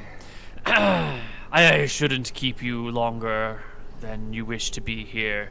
How impolite of me. I can see you're looking to get out of here soon. Thank you for visiting. Do have a question. What is your goal here in Northridge? What are you hoping to achieve?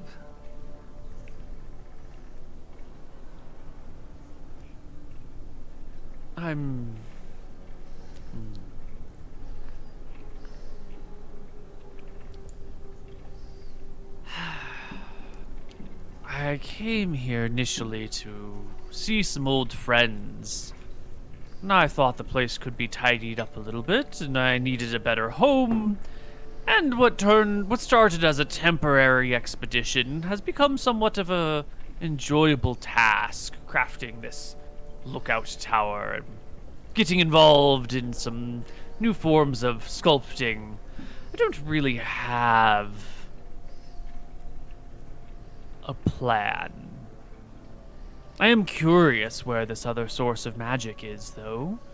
I have been looking about for it. It might open up new avenues of creation for me. I think it would be wonderful if we could find what it was that soaks the land in this way. I think it would be wonderful if we could enhance what already exists with whatever great source of magics can be found from so far away. Perhaps I could get my Aunt Pat to speak to me. Well, probably not that one. She is missing her appropriate brain. But one of my other family members maybe could be brought back in full. Or who knows? Did you manage to bring any of your friends back in full?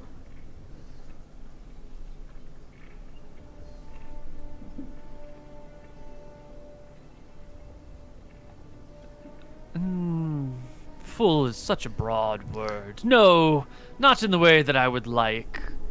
But some have been able to speak with me. A few have made the bridge, crossed it intact in one way or another.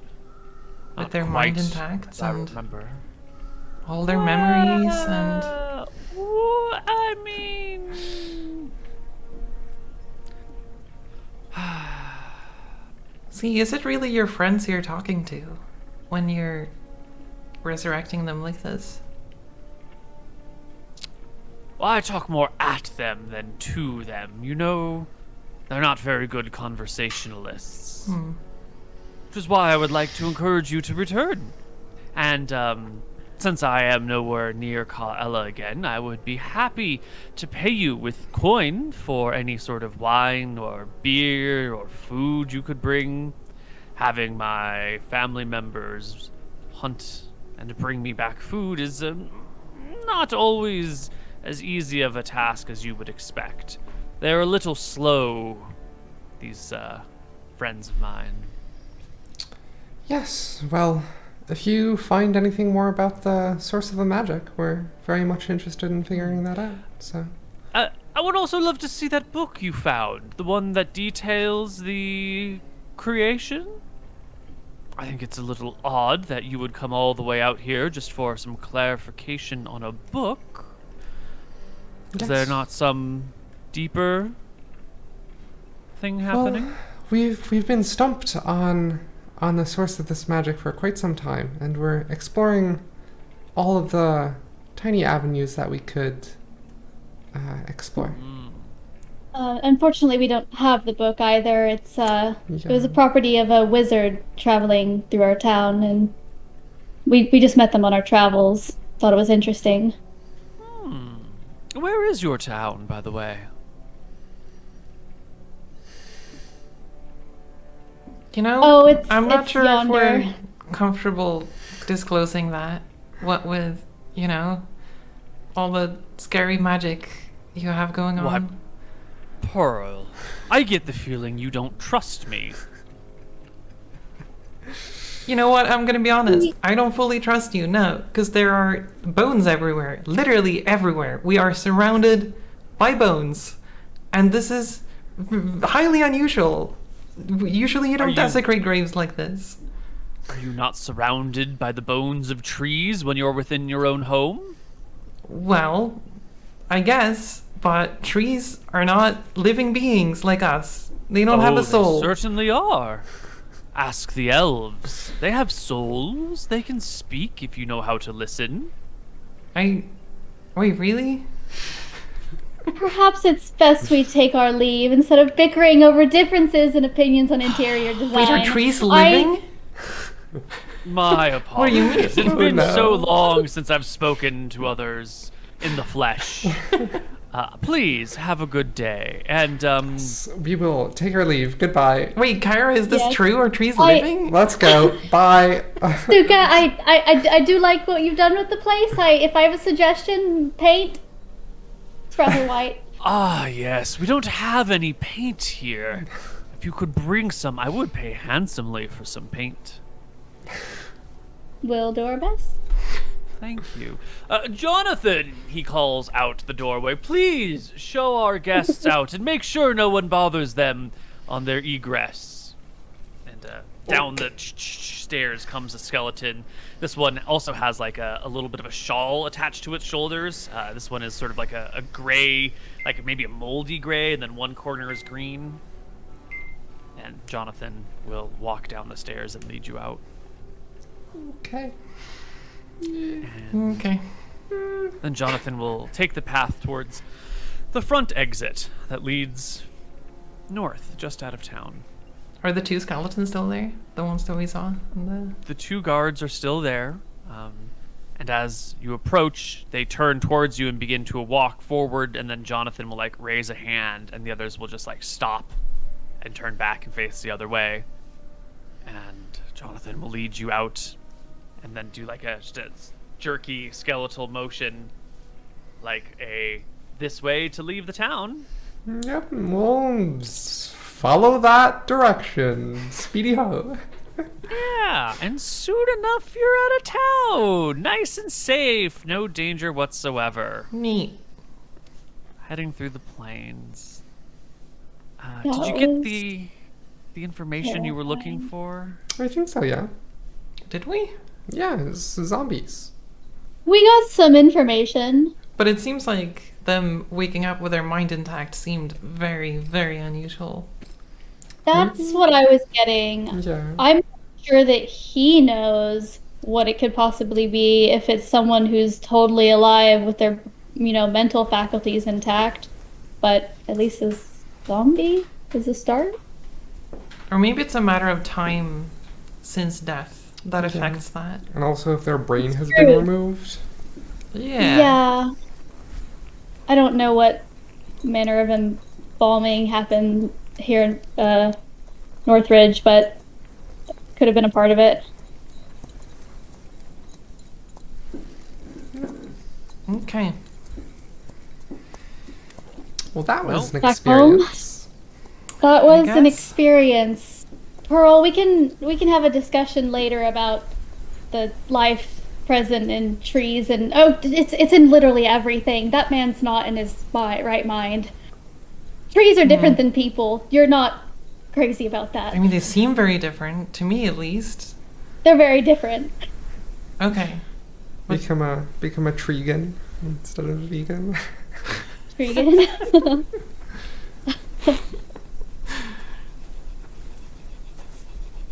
Okay. Okay. Go back.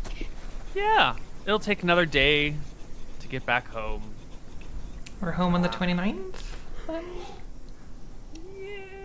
Yeah, you spend the 28th in Northridge, right? Northridge. And then you'll be a few miles out of town when the sun begins to set, and it is difficult to walk, especially because the new moon was just 2 nights ago. So maybe a night camping, a few miles out of town, and then walking into town the next day. As long as there were no encounters. No, there were no encounters in the plains. Lovely. Excellent. You're back home. All is well. Nothing has changed. Eva is still sort of public shy, a little concerned for her own health and well-being. The guards have taken up residence here. They're getting the lay of the land. They've seen some draconians coming through the town at night and watched them from afar. Tristel, you will, be in the common room of the inn with them, and when you hear them talking so excitedly about these creatures that they've seen, these lizard folk who are, armed to the teeth with these wings and their vicious sharp teeth and their different colors to their scales. The soldiers are very excited about these creatures. But that's Wait, excited in a good way or a bad way? Like, they're glad if they have to fight something, it's not fellow humans. If they have to fight and kill something, it's like, oh, cool. We're not like, beating up thieves and having to fight humans. If we have to kill something, it's going to be like a weird lizard monster. This rests much easier on my shoulders. They're clearly like, look at them. They're lizard monsters. These things are definitely evil. We could totally take them. That's sort of excited. Gotcha. But here you are, back in town. Anything you want to talk to or talk about? Kind of unpacking that excursion to Northridge. It seems like Eva will be stable for now. From what we can tell, yeah. Yeah. My thought is just to put agency in Eva's hands, and as life goes on, or she might notice that she's decaying and might think okay, decide what to do for herself. I think we would still want to keep a close eye on her to make sure that nothing is going south all of a sudden. Yeah.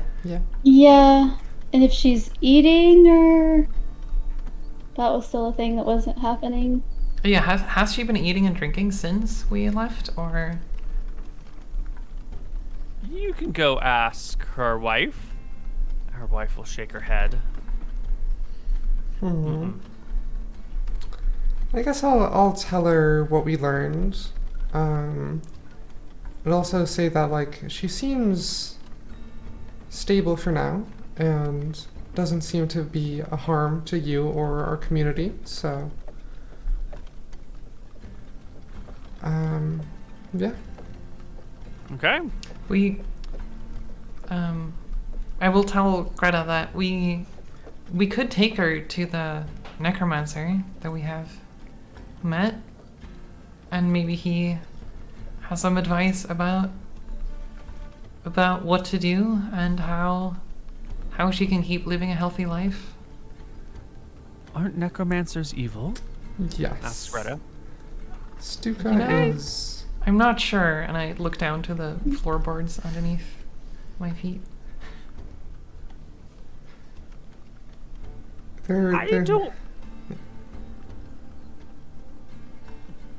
He is the only person that knows of this type of thing, and suppose we could bring a troop of our, new soldier friends. I feel a little uncomfortable bringing my wife to a necromancer. Yeah. Understood completely. I'm also uncomfortable around this necromancer. But he seems friendly, at least to living people. Which? Yeah.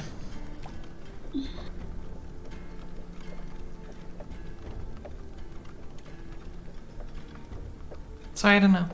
It's up to you if you would want to No, thank you. go visit. But Oh, fair enough. yeah. There's one other thing. What? She hasn't really been sleeping. Like, we go to bed, we lay down, we cuddle, but you know, when you've known someone your whole life, you can tell when they're not really sleeping, when they're lying there awake. And that's the impression I get. Does she want to sleep, or? I haven't talked to her about it. I was giving her some time to adjust. But you've been Nice. asking questions, and I thought it might be relevant. She doesn't feel like she's sleeping well. Yeah, I think with what we've learned from Stuka, that might be expected. Yeah, I think it will take some time to get used to, and figure out how you want to cope with the situation. I do think it's interesting, though, if she isn't sleeping, because she did say that when she awoke inside of the coffin that she would wake up and sleep and then wake up and sleep. Mm-hmm. So I wonder what's causing the difficulty now. She shrugs. Well, Well, as long as you keep a close eye on how she's doing and let us know if something changes and if she starts feeling ill or anything. I will. And that's that? Well, party. We're back at home. It's the middle of the day. Soldiers are settling in. Mayor Barnaby is very excited about the newcomers.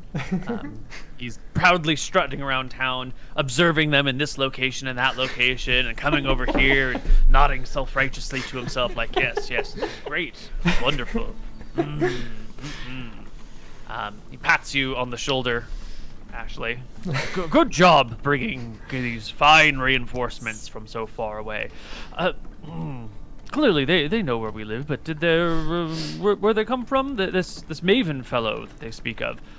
Does he know the exact location of our town? Well, these are his men, so yes. We thought that was yeah. So appropriate to take that risk with the benefit that he could provide to our town. Excellent. Wanders off to look at things more.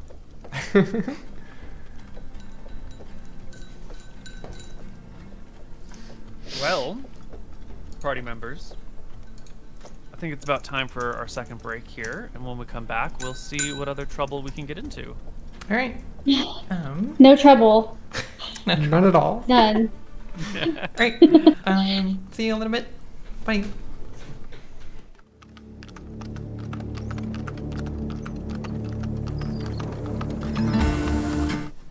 Hello, everybody, and welcome back to Embers of the Wilds. Our friends and family are here in town. Everything is going well. Life, it's not so bad in Trog Canyon. Sure, maybe out there, Ipsum is like overrun, or was overrun with bandits versus mage-backed warriors. And, near Kaela, there's, sickness and overcrowding, and beyond that are apparently dangerous warlords. Northridge has a necromancer, and Fairport, well, it's got a dragon now. That's cool. It's a good dragon, at least. But here in Trog Canyon, things are cozy, comfortable, sleepy, warm. The bar's been expanded. Your staircases now fold up. There was a little bit of problems with those. You had to remove some planter boxes to make room for the winches, and a couple of trees had to get cut down in order for there still to be walking room. The sheriff's station had to have a tree removed from out front of it too. Minor, small adjustments, but for the safety of the people, it's worth cutting down a couple trees and removing a couple of planter boxes. Oh yeah, we Now still you've have got it. some shit to pick up in Kalala. Forgot about that. Wait, Yeah. what did we need to pick up? supplies? Our whole ore for bows trading scheme. Mm-hmm. Did we? Oh. Right. Or wait, was it just that? I forget actually, because we did, when we came back from the swamp, we did pick up some of it, but did we just pick up parts of it? Or Yeah. Right, yeah. Did we get our reward for helping? Yeah, I think we got some alligator. That's right. Yeah. Some that. And money, right? Yeah, that's right. Okay. There's that. And, then, wait, what's the status on the canoe? Did that ever start? Or... Because we were considering asking the carpenter to make a canoe to explore the... Oh, that's right. The cave, cavern. the cave. I forget when we started that, or if it ever started. And we started a while ago, but the carpenter said it's going to take a while, so I'm not sure if those whiles cancel out or... Yeah, because Right. they had spent so much time working on the staircases that other projects had gotten pushed back. And then they had the backlog of work they needed to do before they could work on the canoe. Let's roll some dice and see how far we've gotten. Oh, yes! It's done! Oh. Nice! Yay! Perfect roll on the die. The canoe is ready and waiting for you whenever you would like to pick it up. Neat. Yeah. So do we want to go down, chat with the water elemental, slap in a canoe? I think Yeah. so, yeah. The time has come. Excellent. All right. Yeah, Grabbing the assuming canoe. things are going well otherwise in town. I presume things are fine in general. New soldiers are settling in and... Yeah. Seems to be fine. Oh, Party and heads. before we start new adventures, I want to make sure that I'm like caught up, or I've caught up Lydia with everything so that Mom knows what we've been up to going through like all of our adventures. So yeah, I'm gonna make sure that she's up to speed with everything that's happening. Let's just say she's not a big fan of you visiting Northridge when there's a necromancer in it, especially Same, one who to be is honest. looking to recreate your body as a skeleton with found cat parts from the wilds. It was not Clearly, even close. It was awful looking. That was Pearl, pretty out you of pocket.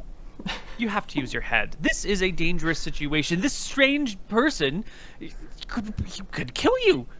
I know, it's How really could you- scary, but like they're the only ones that know something about everything that's going on. So we have Worth to. it, darling. Not. You're my only daughter.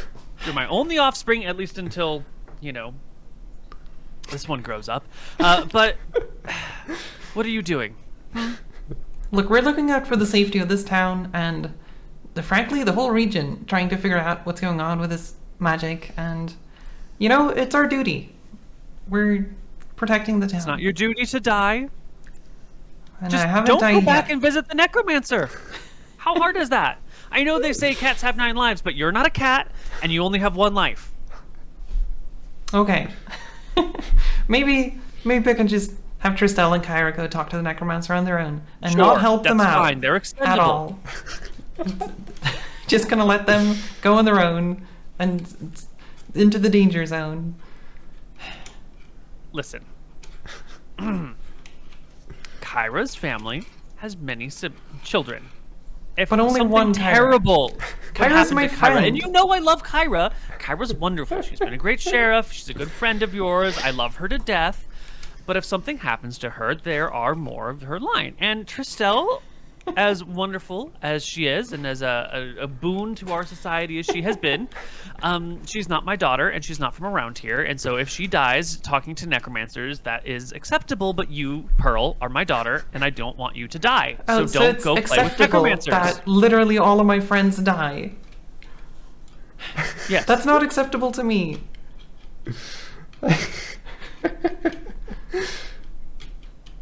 Well, she goes and scoops up Sid. Sid, this is your new room. How do you like it? How would you like to have it rearranged? Should we put some scratching posts over here? Don't worry, the bed will be gone. I don't have a daughter.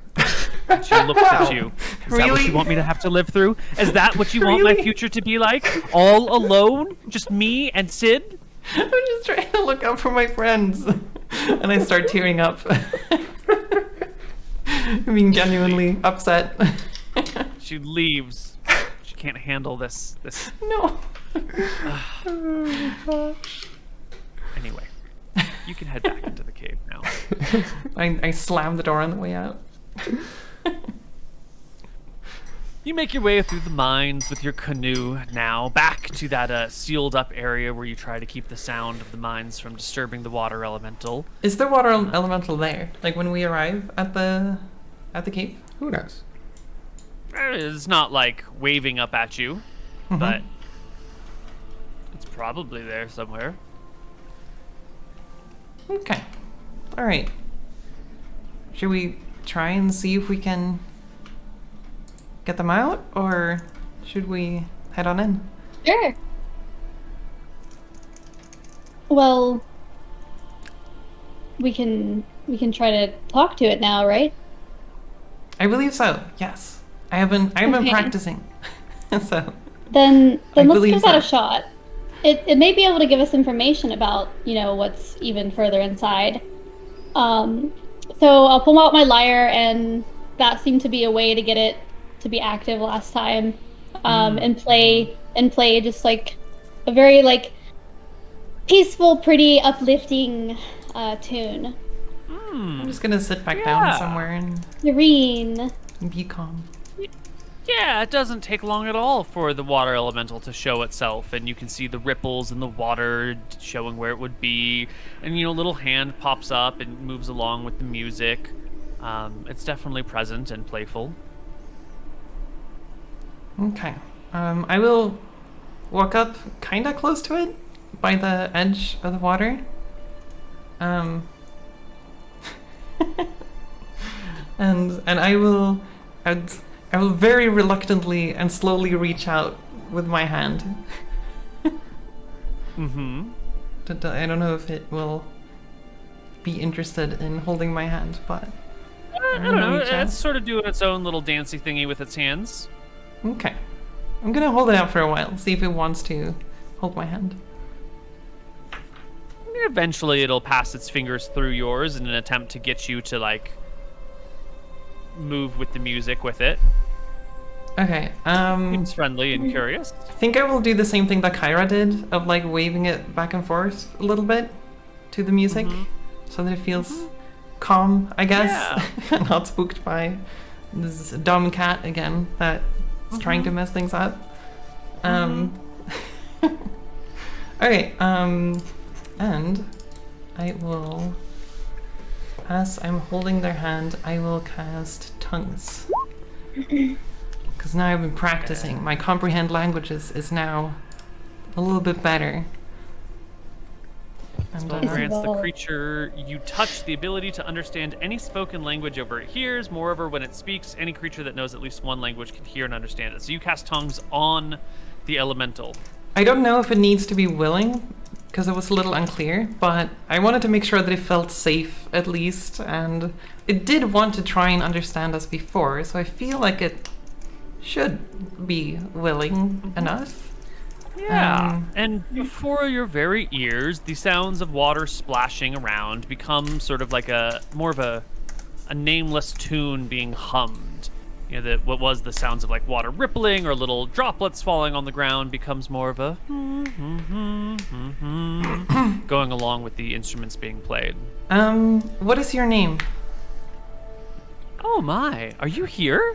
Can you speak with me now? I believe so. Oh, you're not stupid. Oh my god, there's intelligence to be found here.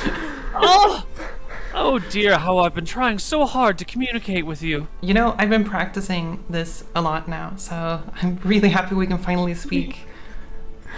And, I think my friends understand you now too. Hello? Oh my Can you god. understand Me? They're intelligent as well. Yes. Oh, happy day. Hello, dear friends. Oh, it's so much easier to talk now. It was really difficult before. How are you feeling? Fine. How are you? I guess I'm fine. My hand is wet, but it's okay.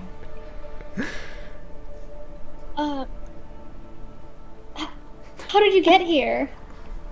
What is your name? We have so many questions. Well, my name is Crystal. It's a pleasure to meet you. I am here, although I'm not sure how I got here. I just followed the sound of music one day, and then I ended up in this strange place, surrounded by frozen but not cold water. Some sort of salty silicate substance around me. I know all my friends are gone and no one else is here, and I was getting a bit lonely, but then the three of you showed up, and it's been much more interesting now that there's other things, and now that we can communicate. Oh, what a joyous day. How is life here? Are you bored, or are you finding things to do? And what's it like further in? We haven't really been looking at the scope of this cave. Well, it's certainly not home, that's for certain. It's much, much, much smaller. Sometimes it's a little cramped, but there's enough room to stretch out that I'm not too uncomfortable. I suppose eventually I'll grow tired of it and find a way somewhere else, but for now, this place is just wonderful. And the light that comes with it, the internal clarity and thought is just amazing. I don't think I've ever been able to think in such terms or express such clarity in the past. Wait, what light? Well, I just told you. Oh. You don't feel it? You don't feel the not to make a joke, but the crystalline clarity of your thoughts here? Of your words, your desires? Well, yourself? You don't clearly, feel the enhancement? I'm a little bit of a dumb one here. Well, I mean, it's a lovely place, but no, I don't know that we are experiencing it the same way as you are. But we might know what you're talking about. We call it magic, and there seems to be an aura around here that's permeating the air everywhere. That might be the same thing. It could very well be. So what brings you to my humble little abode? Well, we wanted to see first how you're doing, and because we haven't been able to speak properly. We could only understand you before, but we couldn't really communicate. So we wanted to see you could hear how... me? Yes. How embarrassing. I hope I didn't say anything inappropriate. You said a lot of inappropriate things. No, you were fine. You were very fine. rude. No. This is what you would call humor. Well, I would have said the same thing in your situation. Pay no mind. color me purple. But we're curious how you're doing, and you might have noticed, you were probably not very happy with the loud sounds, right? Yes, the banging was quite disruptive. Yeah. Reminds me of the border world back home. So you're not at home right now? Oh, dear, no. I'm not actually entirely sure where I am. And you don't know how you got here? I followed the sound of music, and then here I was. Was it... I guess, sorry, was it the music that I was playing, or was there some type of music before? Huh. Different song, different tune. No...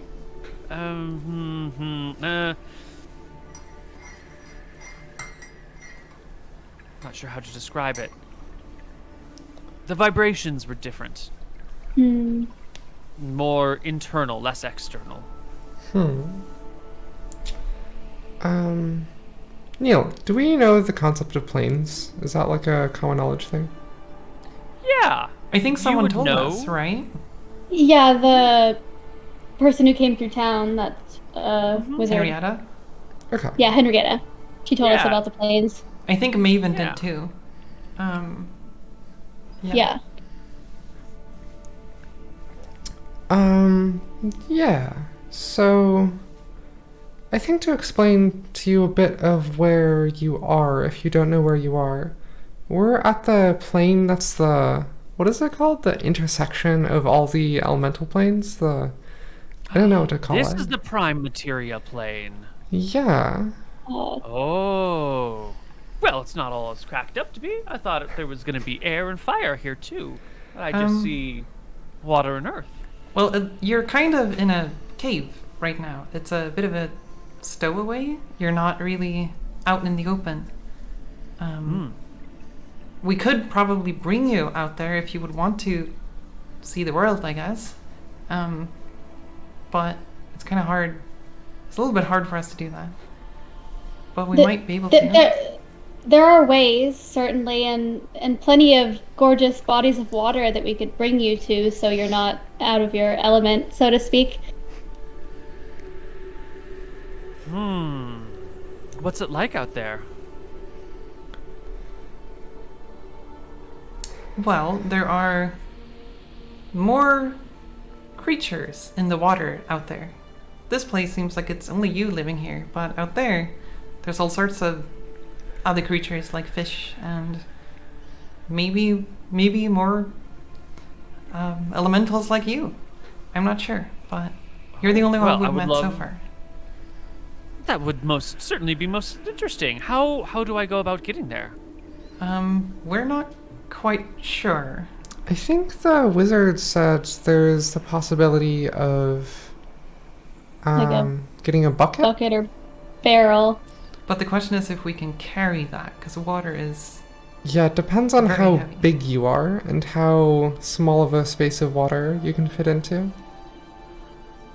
She will pull herself fully out of the water, starting as like a mirror image of Tristel, and then like a block of water rises as well, and you would see that this creature would fit in like 8 large barrels it would take to fill. That's difficult to carry out. Okay, that might be much harder than we thought.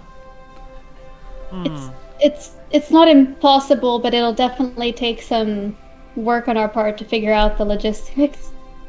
Are you... This might be a weird question, but are you able to, split up into 2 or 3? And still remain yourself? No. Not really. Because I presume you can't really make your way on land, can you?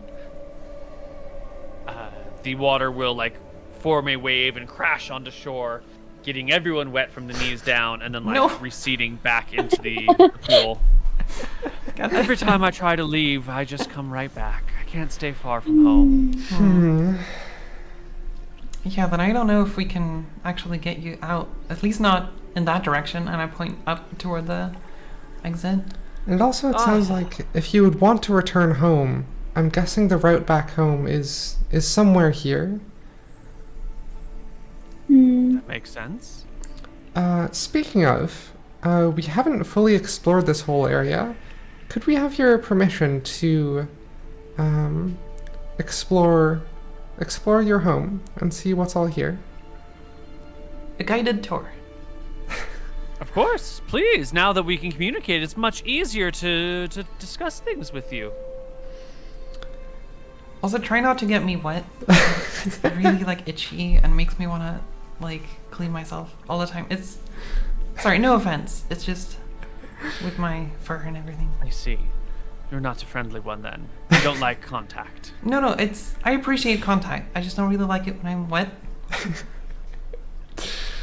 Okay, I'm I don't gonna. understand. What do you mean wet? Full of water. Aren't you full of water? Consider her a creature more acclimated to the earth plane. She likes to stay within that realm of existence. We're very complicated creatures, as you can tell. There's a lot going on. I mean, that does make sense. The denizens of the plane of Earth have always been a little bit hard-headed. Okay. I'm gonna go get the canoe. Plop it into the water. Yeah. Bloosh. All right. And through these passages and chambers, you can flow. Yay! I'm gonna sit and kind of like play music while we're doing it. Kind of like a gondola vibe. Yeah. The water elemental will form like a very gentle wave that propels the canoe in the direction that she wants you to go. And so she'll just sort of take you through the cave. First, she comes down this corridor and hikes to the right, and she goes, "This is the singing cavern."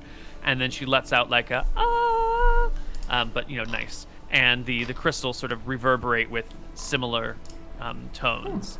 This is one of my favorite places in here. These must be from the elemental plane of Earth, these shimmering crystals. Then she, comes down here and goes, "Well, this is more of my quiet room where I stay when I'm introspective with my own thoughts. But the real show is this way." And she will take you down this middle passage. Oh no, we can't go underwater.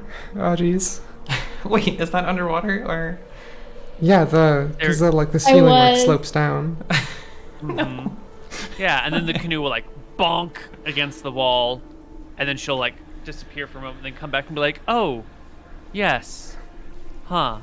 How to do this without fully submerging? Huh?" Well, beyond here is a large pool and a long stream with gentle banks on either side, coming to a narrow passage, which ends in a grandiose waterfall, which plummets for a great distance into more pools below. Okay, but we can't plummet, and we can't go really underwater, or Why not? we can't breathe underwater. We can only hold our What? breath for. What's a minute. breath? So If we are underwater the for element of air, uh, it carries certain things that allow us to live, and water prevents that process from happening. So if we have water inside of us, we die. Oh, you poor fools. Oh, you have to be in contact with the plane of air or you die? We can last for about a You minute often without air, but further than that, we need. for a short while, it's okay.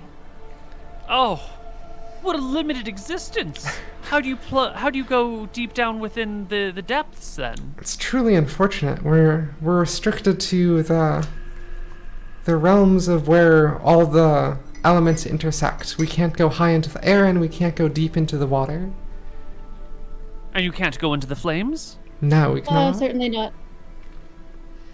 I'd say most especially not the flames, actually. Oh. Well, the passageway is only,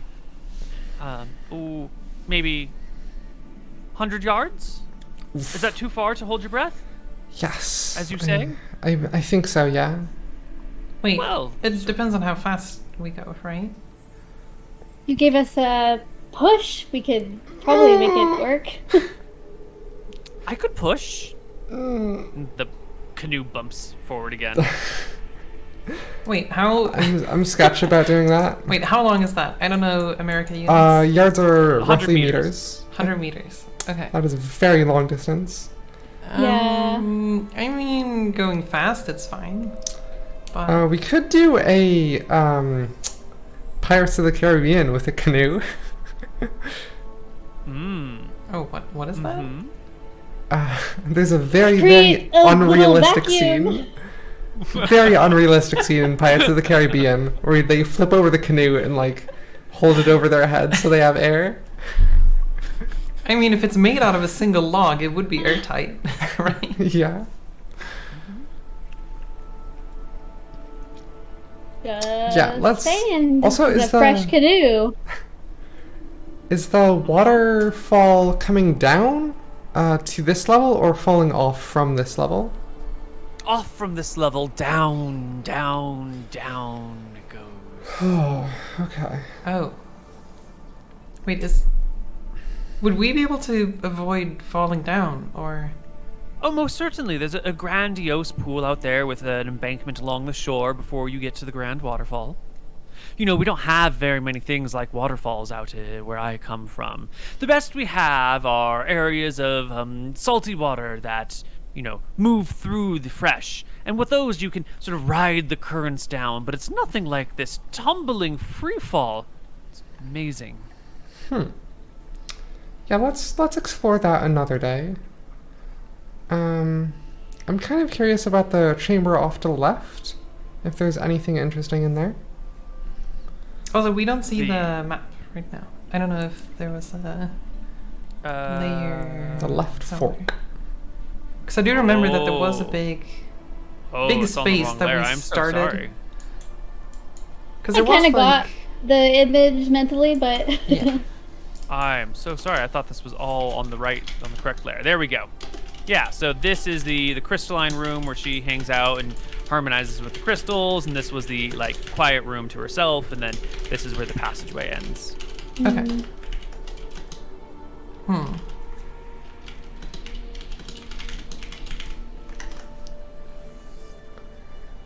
quiet room. That's right. Kyra and I went in the crystal room. Yeah, and we Before. started to explore the room on the left and said, oh, this is a very big room, and aborted. Yeah, a little too spooky.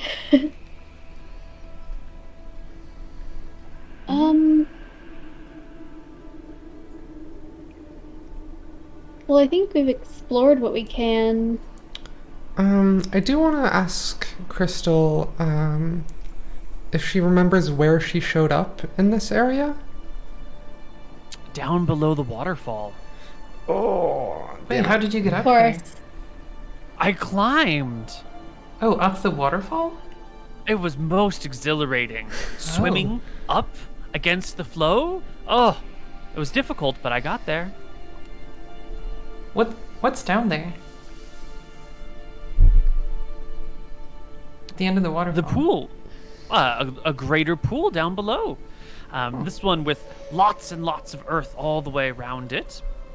A huge open cavern. The waterfall sort of suspends in air the whole way down and makes the most amazing echoing sound.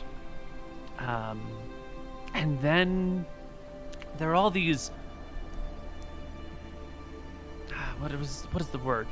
You know how the creatures of Earth come in many forms, some loose, some hard, some muddy, some rocky, some metallic. There's all these wonderful, little shards of metallic sides to the walls everywhere.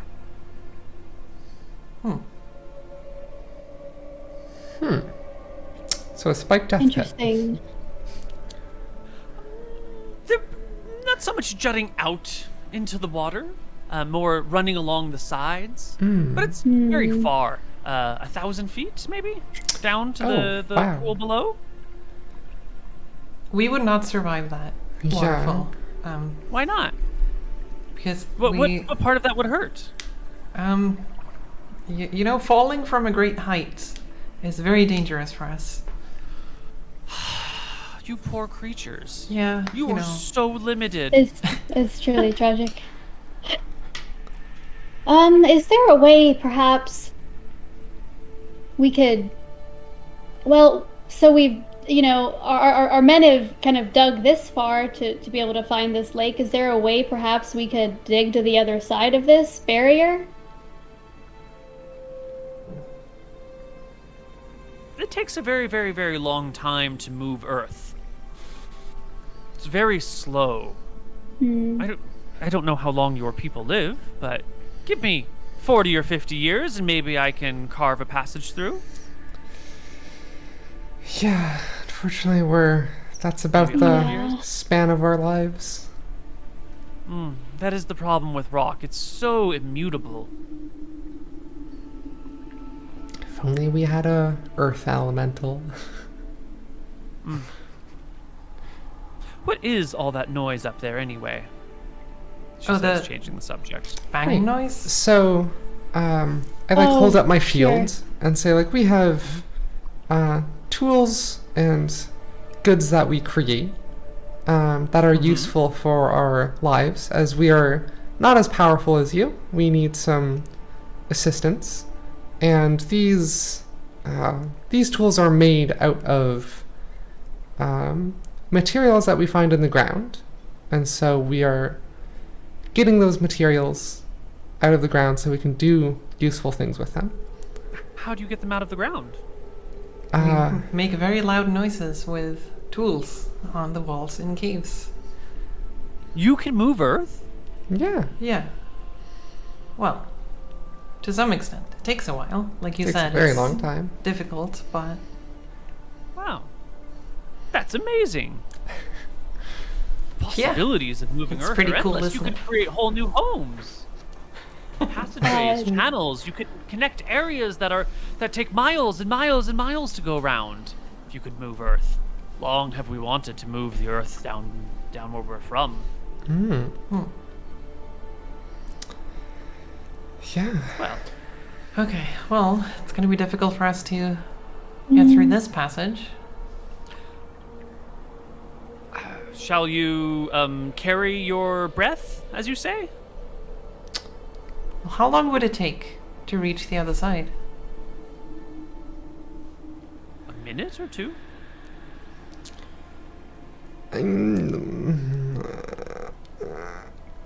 How does... Okay, mechanically, how does that work? Is there like a rule Hold your for... breath for 1/3 your con in rounds. If you're active, you cut that in half again. But if you're being propelled by a water elemental, all you'd have to do would be to hold your breath. So as long as you have con of at least 6, you can hold your breath for 2 minutes. Actually, at least 4, you can hold your breath for 2 minutes. Wait, what's my... Okay, so it's not -0 divided by 3. It's not the modifier. It's the number, not the modifier. okay. Okay. Well, mine is 10, so... I say we give it a shot. What is your source of light in here as well? I would imagine torches, right? Yeah. The torches will go out and then not be really lightable on the other side. So we're not gonna like explore the other side at all, I feel like. That's true, we need to figure out a way. Well, because, like, we have torches, we could relight them, but they'll be wet on the other side, which means we can't. Yeah. Yeah.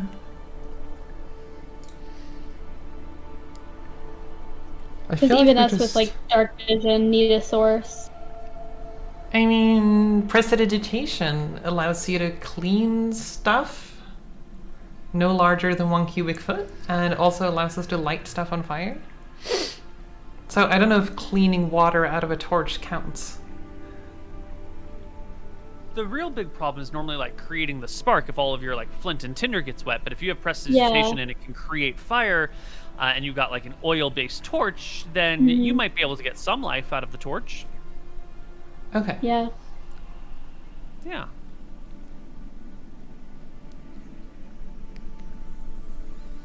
So then it might work. Great. I love Shall we go? Sorry. Well, I mean, I'm not sure if I should join. I'll go. Yeah. And so, cannonball, and just stay in, like, a little ball form. Yeah, Splash into I have to water. like take off my armor and everything first and whatnot, so that'll take a bit. But yeah, I'll join. Excellent. I just sit in the boat. Bye. You sit in the boat, submerged in darkness as your friends leave you and travel under the water. You have a tinderbox or Wait, something? hang Maybe on. make a small light. Before we go, can I ask how long tongues lasts? An hour. Okay, good. Okay, good. Yeah, because we would need you to recast that. Mm-hmm. All right. You travel through this passage in darkness, propelled by the water elemental, hoping that she is good to her word and she's not really a mermaid trying to drown you and take all your stuff. Suddenly, but out of the party. Didn't consider that. But she is, as she has appeared to be, a curious creature who's interested in communicating with you. And a few moments, well, a minute or so after being propelled through the darkness, you emerge near the surface in a darkened cave. Who has prestidigitation?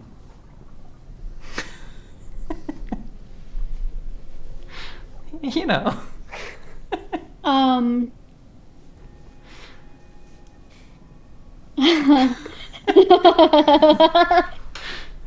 just lying down in the boat, just napping at this point. Waiting. All right, do I have anything that can help us with this?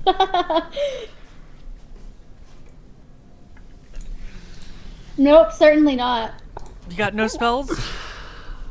Okay. Sleep. Okay, what do I have? Oh, no. Well, I don't know if you can hear the rushing, but the waterfall is just over this way. Shall I bring you closer? No. So You said there was a shore around here, right? Yes. Could you lead and us will to feel, that? Yeah, you'll feel yourself being like pushed towards in one direction, and then your knees will bump against silty ground, and soon you find yourself plopped up on a shoreline. Okay. So, Crystal, I Yes. have a request to make. We need certain materials in order to see in this area, and unfortunately, our friend Pearl, who's not so keen to get wet, has those. Now, Actually. what you could do is just give the boat a little tip, and then just bring her over here. No, but just wait. would just be so quick. I have a better idea. You can, like, control water, right? So, can you take the water out of the stick that I have here, and I, like, hand over a torch and say, can you just... Ew, what is this? This is covered in something gross. Yeah, keep that on there. We want that. Yeah. The torch sort of bobs away from you and then bobs back towards you. This stuff is everywhere. It's all over me now. What is Oh, this? I'm sorry. Did you know this was going to get all over? Ew. I didn't. smells. Oh, no. Ugh. I'm sorry. It's colorful, though. Pretty. I guess I That take the work? torch and hope that the oil is still on it and it's dry. Yeah. And then in the darkness, you fumble in your pockets for, like, flint and steel and... I would like you to make me a survival check, and then depending on how well you do, we'll see how long it takes you to light the torch, and this is just a function of how long you have left to talk with Crystal. Oh, it takes you a while to get it going. It's a slow thing. You're sitting there in the dark, not really able to see, and you keep like bumping your hand with the steel or the flint, and you're like, you start to bleed a little. And every now and then you get a little spark, but it's taken a long time. While Kyra's trying to get the torch lit, are you doing anything in particular, Tristel? We're just waiting. I can't see anything, so I think so. Okay. You can hear the rushing sounds of a waterfall, and they're not too far off from here. I just don't think I have any waterfall sounds to play for us, though. That's okay. But it's in the background happening. Eventually, the torch becomes lit, and it illuminates this like really like broad room. The embankment here goes like up maybe 20 or 30 feet. Well, I guess over 20 or 30 feet, and maybe up 5 or 10 feet on that side. Across the waterway, you can maybe make out a little bit of a shoreline, but the torchlight ends right around there. Tristalla's and then dark it runs- vision, though, right? Can I see that far though? Yeah, with the aid of the torchlight, you keep it behind you. You can make out the shore beyond, and see that it is sort of similar to this one. Maybe a 40-foot shore on one side, 30-foot shore on the other. Both of them rise up to the sides. So there's like a big rocky overhang above you, maybe 50 feet above you. It's a nice big open room. The air here, though, is stale. You don't feel like you get a breeze coming through at all. Unlike the other areas where air was flowing, this area feels quite still. I do want to mention to Crystal that the fuzzy one is the one that's enabling us to talk. And so if you find us unable to communicate anymore, find the fuzzy one. The one that didn't like me. Correct. Yes. It's a strange arrangement. And I make little ear shapes. Yes. Okay, thank you. Will do. Also, don't tell her about my suggestion. Ooh, secrets? I love secrets. Yes. Wonderful. Okay. Well, now what? Shall I show you to the Great Drop? We'll walk over there on our own. She forms a pearl-looking water figurine, which sort of stands on the water as the water flows underneath it in the direction of the waterfall. The rushing sound gets louder as you walk down this long passageway until you can see that the walls sort of narrow in together, forming a bit of a funnel, and the water just rushes through, and you can see the mist billowing on the other side. And you can hear just the sound of water falling, and maybe in the very, very distance, a little bit of splashing, but it's a great drop. Okay. Well, it's good to explore this area. I'm not sure if there's much that we can do, though. Yeah. It would be nice to know what is down there. Well, down there, there's a river, and there's earth with deposits of metal in it. Let's see, what else is down there? There's some crystals and some gemstones. I have an idea. I want to pull out my coins, like gold coin, silver coin, copper, and ask her what color is it closest to? Or does the metallic fleck look like any of these? Excellent. Yeah, she'll the waves will sort of pop one coin off of your hand and another coin off of your hand, and she'll go through all of them, and she'll end with the silver one and be like, well, it's very similar to this, but not quite. It has a slight bluer tint to it, and she pushes against it. It has less inertia than these. It's similar to this, though. Okay. Bluer. Do we know what that could be? I don't know my metallurgy. It would be iron, I'm pretty sure. I guess, or no, I dumped all of my armor and my swords and everything. Oh, yeah. I don't know what my dagger's made of. I'm pretty sure it's silver that I smelted.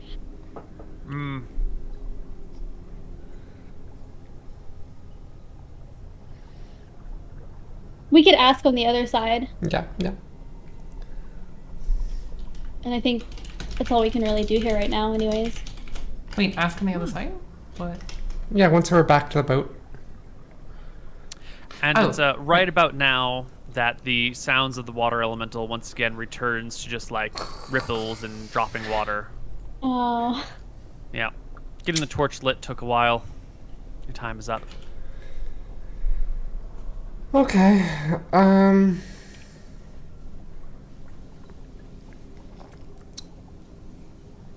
I walk back to where we came in?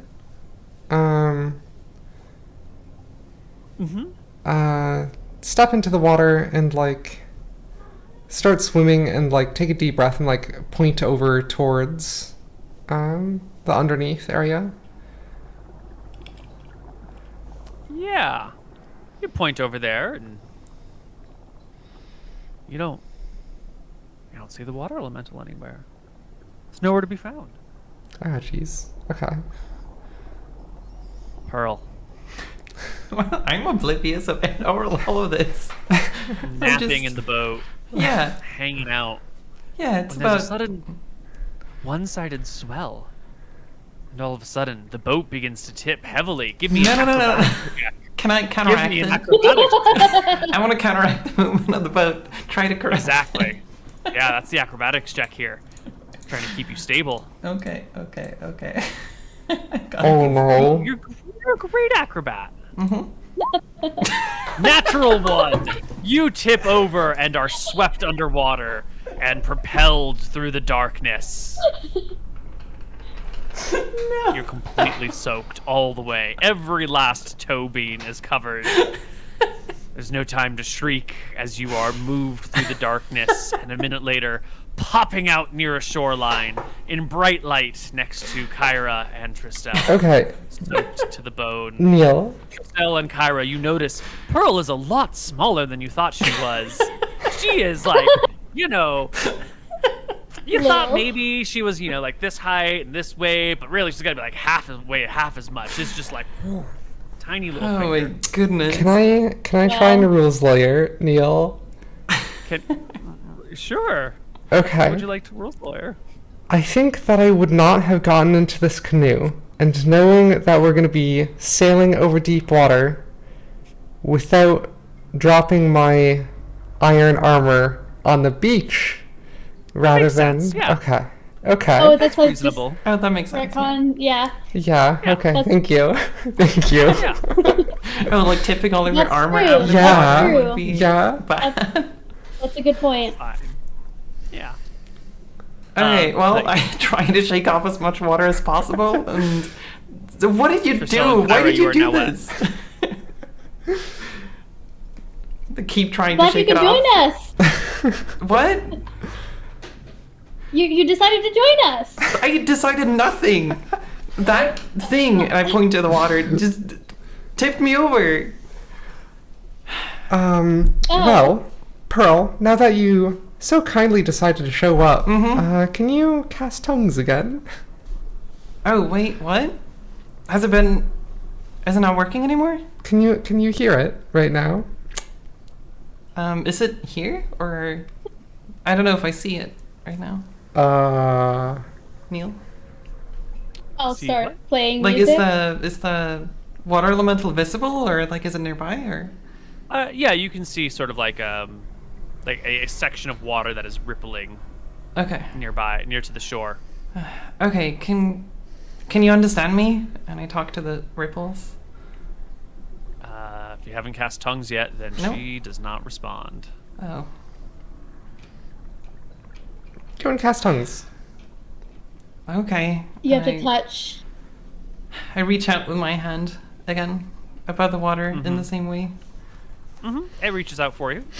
Okay. Okay. God damn it. It's so wet.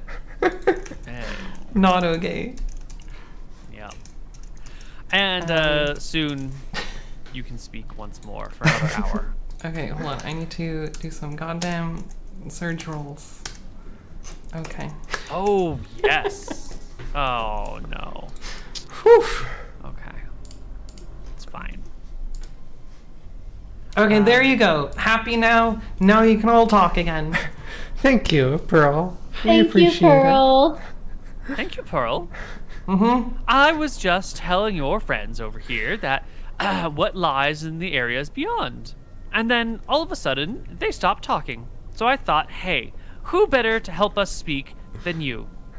The one with the gifted tongue. Maybe you could have asked before you just tipped me out of the boat. How? I don't know. But I'm soaking wet. And I thought I told you I don't like being wet. I Aren't let you off being a a little chuckle. overdramatic? I know the elemental doesn't understand like gestures, but I kind of want to give like, and, like.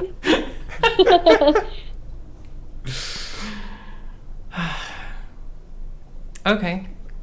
Yes. Okay. What lies beyond? I start Waterfall? cleaning myself. It's a waterfall. Yes. Descending, a Metal? 1,000 feet or so. I haven't measured it. Don't really know how to. And then there's all the shiny metals down there, and the gemstones, and the great river, and whatnot. Gemstones. Mm-hmm. There's some fire down there too, if you're interested. Oh, fire. Do you know how Fire? that's... Is something on fire?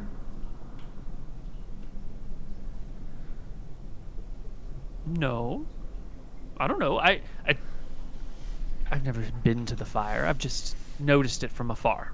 Okay. As we've mentioned before, I don't do very well on land. Okay.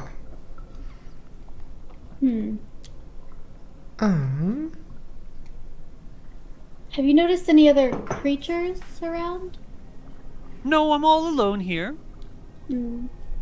I do begin to miss my friends and family, but now that you're here, I've got something to talk to, someone to speak with. Yes. How's the magic here? Huh. I mean, could I ritual cast detect magic? Yeah, it seems to be the same strength as it was in the previous chambers. Okay.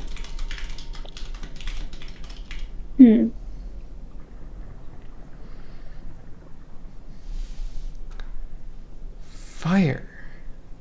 Yeah. Maybe like molten something because it's so deep? Maybe. I'm possibly thinking it's like a crossing of elemental planes, conjunction of the spheres.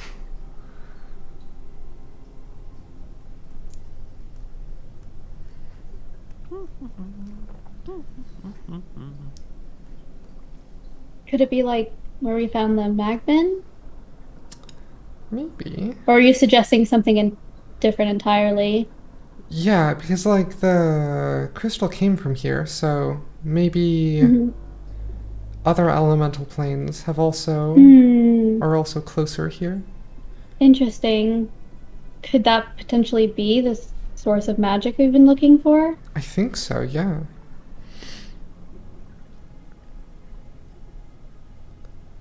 Wait, so did How we do many- detect magic? Or Yeah, it's about the it's same. oh, it was the same. Sorry. Okay. Yeah. Is it possible to How look many- down by the waterfall, or is it? Yeah. Okay, and we don't see anything really. If you get that close to the waterfall, the current is going to suck you over the edge. Absolutely. Oh, there's Yeah, no 'cause like. I think the banks end before the waterfall, and then it's a okay. canyon Right. of just water, and then it's a waterfall. Mm-hmm. We tie one of us to a rope and take a look over the other side.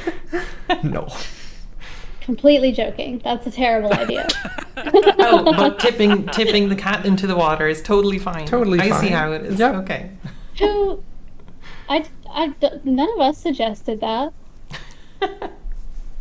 Okay. Well, shall we make our leave for the time being then? Yeah, I wish we could figure out more what's down there, but don't think we can. You said Not there's right a now river anyways. down there. Do you know where that river is coming from and where it's going? Strangely enough, it doesn't go anywhere. What? Mm-hmm. Wait, is it still flowing then? Of course, water always flows. But it usually flows from something to some place. Yes. This one And doesn't go it's- anywhere. Is it like going in a circle, or No, it just doesn't go anywhere. is the water moving? Uh-huh. It just doesn't go anywhere. What? If you follow the movement, what happens? Uh-huh. Oh, you wash up on shore. And then you go back the other way. Oh. Huh. That doesn't seem to be normal behavior for water. Oh. Really? That's normal where I come from. Huh.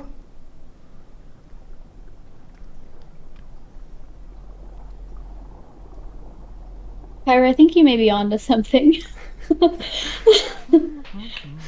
Like a 4D direction the water is moving. It's existing in all the directions. It doesn't need to come from somewhere because it's always going.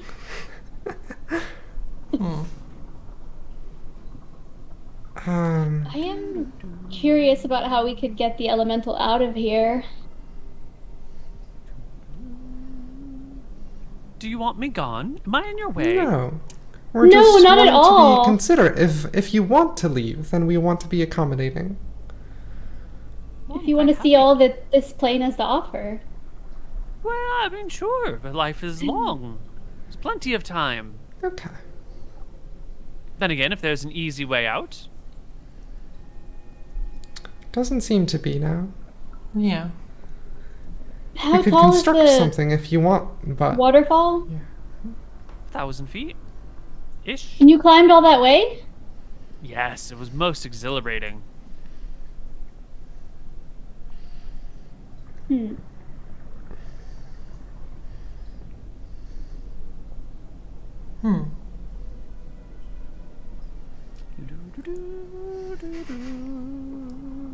Maybe we could build a ramp for water. If she traveled 1,000 feet, what's 100 feet? Create an artificial waterfall. Yeah, like a salmon run. Yeah, maybe. Could work, maybe. Okay. Anyways. Well, how do we get out of here now? We're kind of stuck Wow. in here. Back the way we came, of course. There's only one way through to the other side. There's no other exit in this room? Not back the way that you wanted to go. Oh Yeah, my goodness. Come on, Pearl. It's fine. We'll be out of here soon. But Some I've already toast in the cleaned, sun. I already cleaned my hand. Like, do I have to get that wet again? Are we by where we came in? Or are we still by the waterfall? Sure. You can walk back in that Yeah. direction.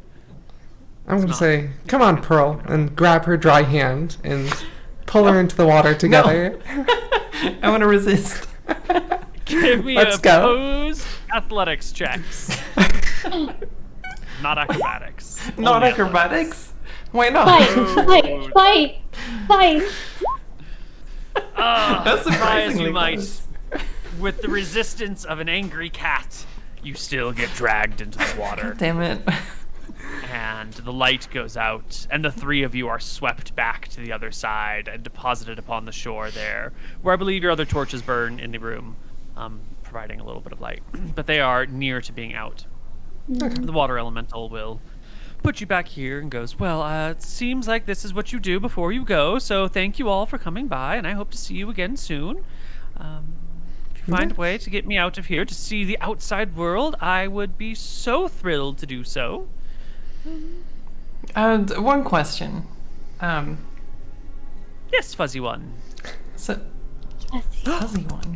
What are your names, by the way? I did introduce myself, but I don't think I've caught any of your names. Do you have them?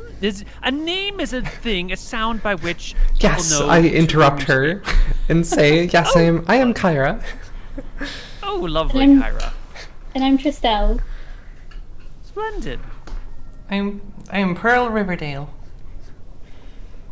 Why? How is it that you don't like getting wet, but you're twice named after water things? Well, you know, it's just from my parents, and I didn't choose it. Okay, it was just put there. Anyway, Oh, yes. I've been quite so So- insulted. So, Well- to explain, our species, there's when a man and a woman really love each other. I'll spare you the details, but suffice it to say that there are two individuals required to create another, and they bestow our names upon us. You make more of yourselves? Yes.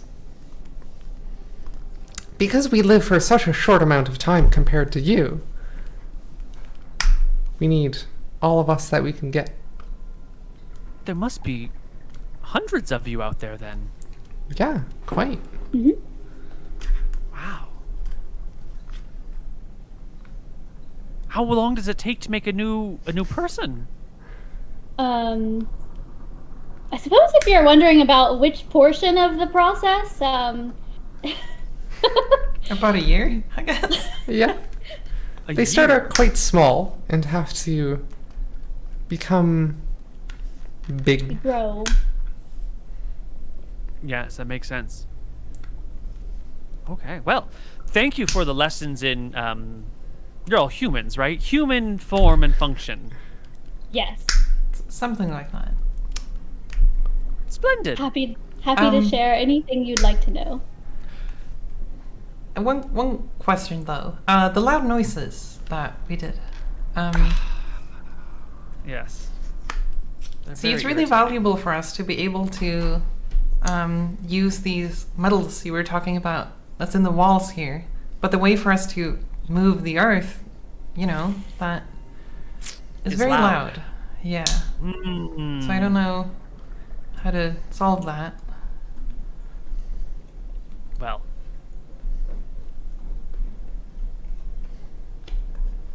Do you have any suggestions?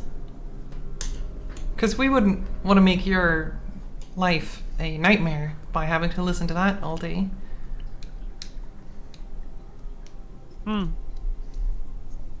that's very considerate of you. Very polite.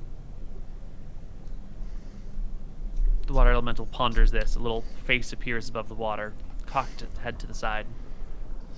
As long as the vibrations stay out of the water, I could just go to another chamber, maybe retreat down below the waterfall, and while you while away and make all the noise and ruckus, maybe I'll see if there's a way home through there. I haven't been down below in quite some time. Perhaps but- I could see if I find my way home. Although you'd Although I visit every now and then, right? Well, I haven't tried to leave because I feared not being able to come back, since I'm not entirely sure how I got here. Okay.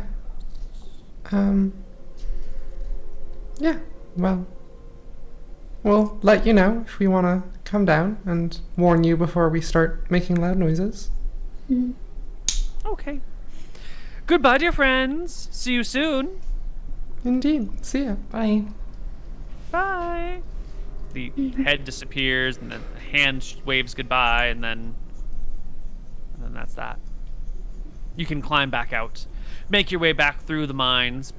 All of the miners there are looking curiously. Gloria and her companion leaning on picks, watching you go, See and if then joking with the rest of the miners.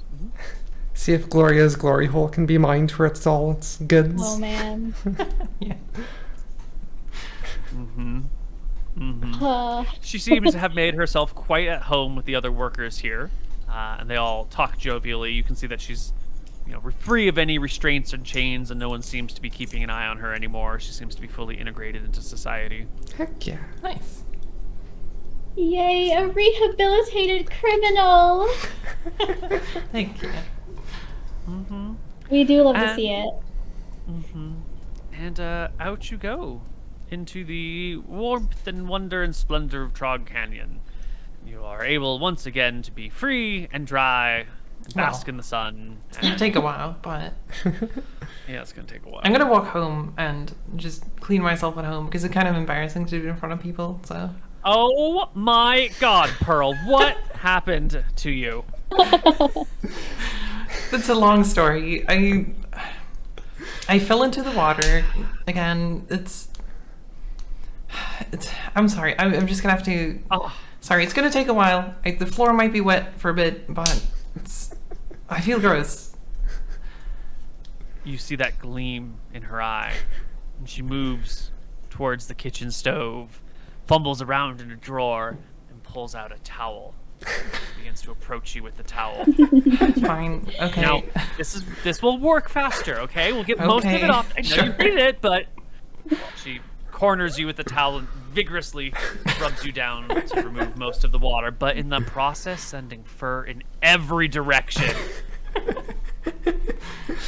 Do I need to roll like a con check or something to handle the embarrassment of my mom having to do this? Yeah, I think it's a charisma check to keep your Charisma composure. check. Oh, I'm good at that. Should be fine. I hope she becomes like real like poofed out in the way that they do when you dry them off. You handle it with much grace. This is your mother, after good. all. If anyone can see your fur in all manner of directions, it's Hell her. yeah. Thanks, Mom. Aww. Great. Well, party members, what would you like to prepare for next time? Because we're nearing the end of our session. We did sort of skip our last break. But we can get ready for what to do next, or where to go next, if we have a concept in mind. Hold on. This happened on the 29th, or... We talked to Stuka, and then we came back the next day on the 29th, and then we went to the cave immediately that day? I'm guessing we did. Yeah. Yeah. Let's see. Avenues to explore next could be exploring our trade partnership with Kalala. Could maybe see if we can get more mining citizens who might want to relocate. That's a storyline to explore. What else? Hold on, let me just find Like ideating ways to get the elemental out. That may require, like, if we wanted to do something like with the barrel, it would be like a mega barrel. That sounds like a carpentry project that would take up some amount of time. I feel like having just a running stream down the mines, because we could just like bolt two pieces of wood together in a V and have a stream running down it that they could climb up through. Yeah. But that's also a lot of Definitely. wood, I feel like. But we'll see how Yeah. that goes. And we don't want to kill trees unnecessarily. So, you know. I'm curious if like the smith knows of what metal that could be. Is it we iron? forgot Is to it ask. I would guess that Is it it would be something- iron. valuable, like a mithril or platinum? You can bring the description to the smith and ask. Let's take a look over here.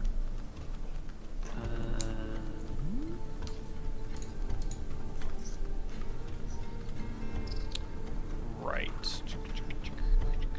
The smith is Horst. Yes. Born 30 before the war. He will, here your description goes. So like silver, what does less inertia mean? Later. Ah, well, why didn't you just say so? With a blue tint? Yes. Bluer than silver. Are you sure that's what the creature said? Yes. Yes. Because that sounds a lot like mithril to me. I don't have to tell you, mithril is the most rare and wondrous of all metals. It's lighter than steel by 4 times. It's stronger than steel by a similar amount. It's prized by all creatures, and it has distinctly, uniquely magical properties. So they say. I don't know if What that's kind of actually true. properties? I haven't the foggiest idea, but it's prized by wizards and fighters alike. I see. And this was by the end of the waterfall. You're telling me, down in that mine, past the water elemental, down the waterfall, there are deposits of mithril and We have gems. no confirmation of this. In fact, the water elemental wasn't quite certain what, we were, and that we needed air, so its descriptions may not have been correct. But they might also be correct. I guess I just think this information shouldn't be shared too widely.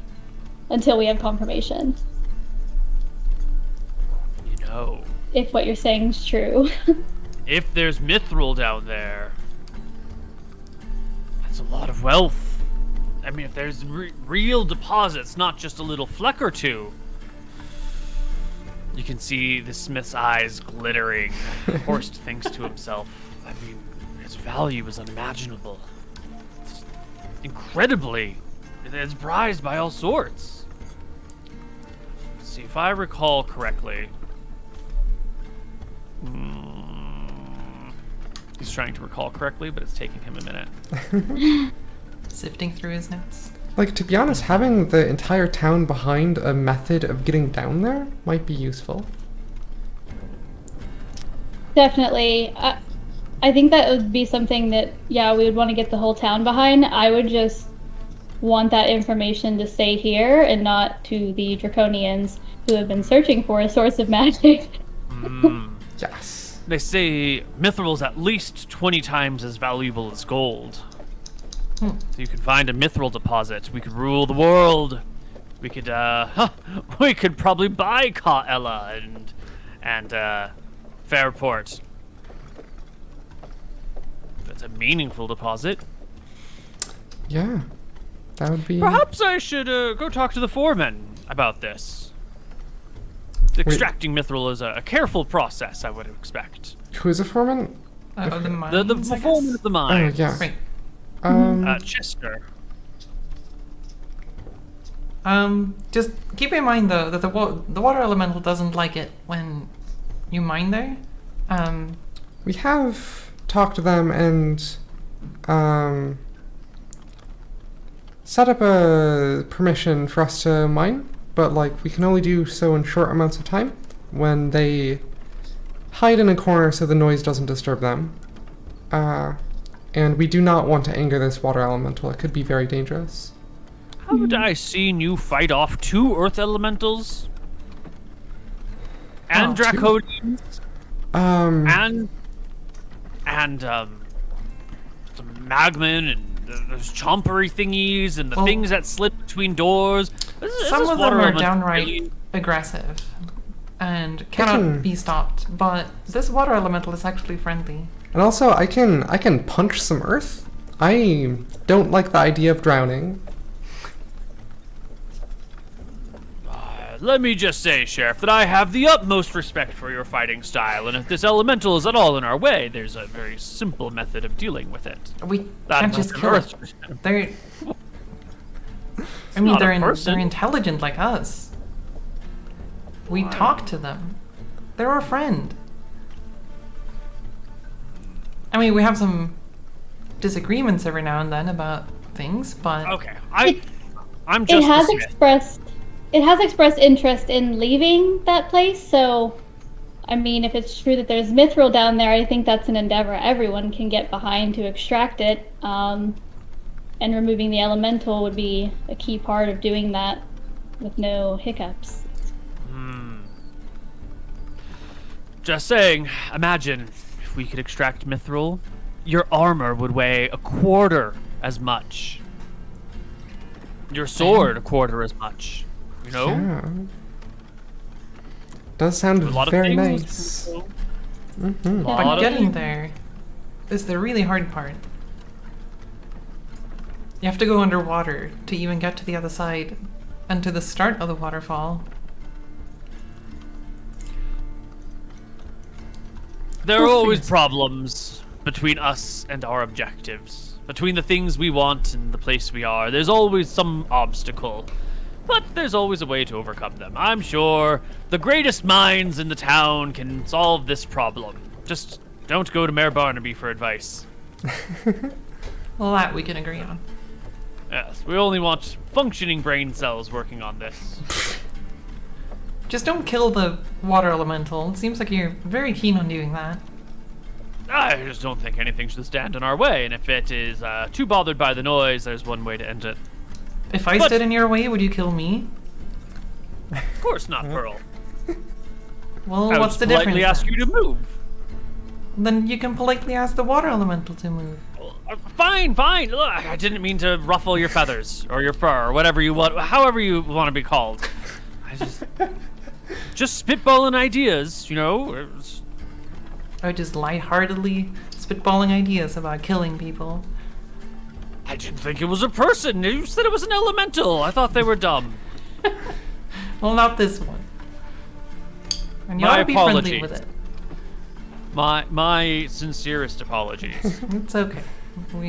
We have a little bit more experience talking to this elemental than you, so. Yes.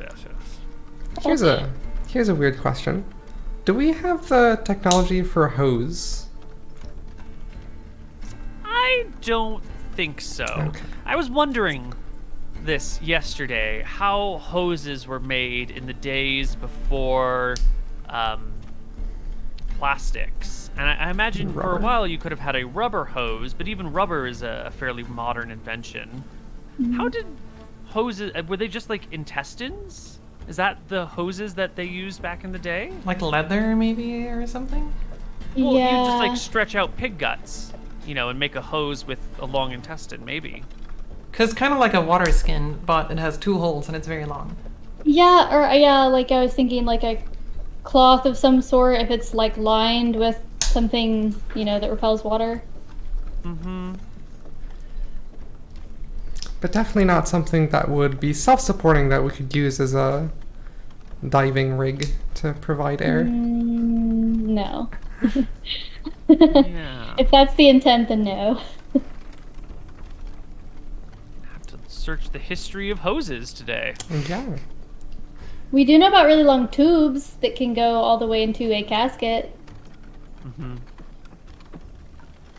Yes, the very first hose was the ancient Greeks, where they ripped out the intestines of the ox, still attached to the stomach bladder. And it Ooh. became the first flexible pump and fire hose. You put water in the bladder and you squeeze it out and it shoots out the other end. Wow. Holy Intestines. shit! That's good instinct. That's crazy. Yep. Okay, sure. Intestines are very stretchy but don't last long. Okay, they decompose, they break apart. Who So I would've guess thought? as far as like what are we tackling next time, now that this mithril situation is a thing, that may take some precedence. Mm-hmm. Yeah. So it's Khyperia and the mithril situation. There is also the mountain out west, where there was Link, the human person, came from there because the Draconians had apparently raided some village. Could go there. Yeah. And Right. We do know that their like base or like their home HQ is like at the base of that mountain. or at least some of the groups of Draconians, not ours, Right. it seems. Yeah.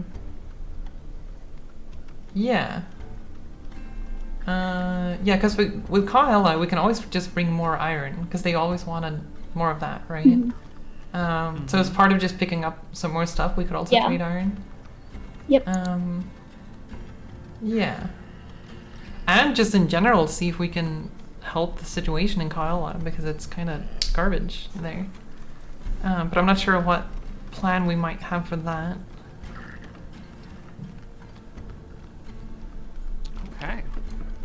Well, it sounds like we've got some things to think about. Let's just take a little moment here at the end of our session and check in with some of our characters, because a lot has happened. And there's new people in town and new problems and new opportunities on the horizon.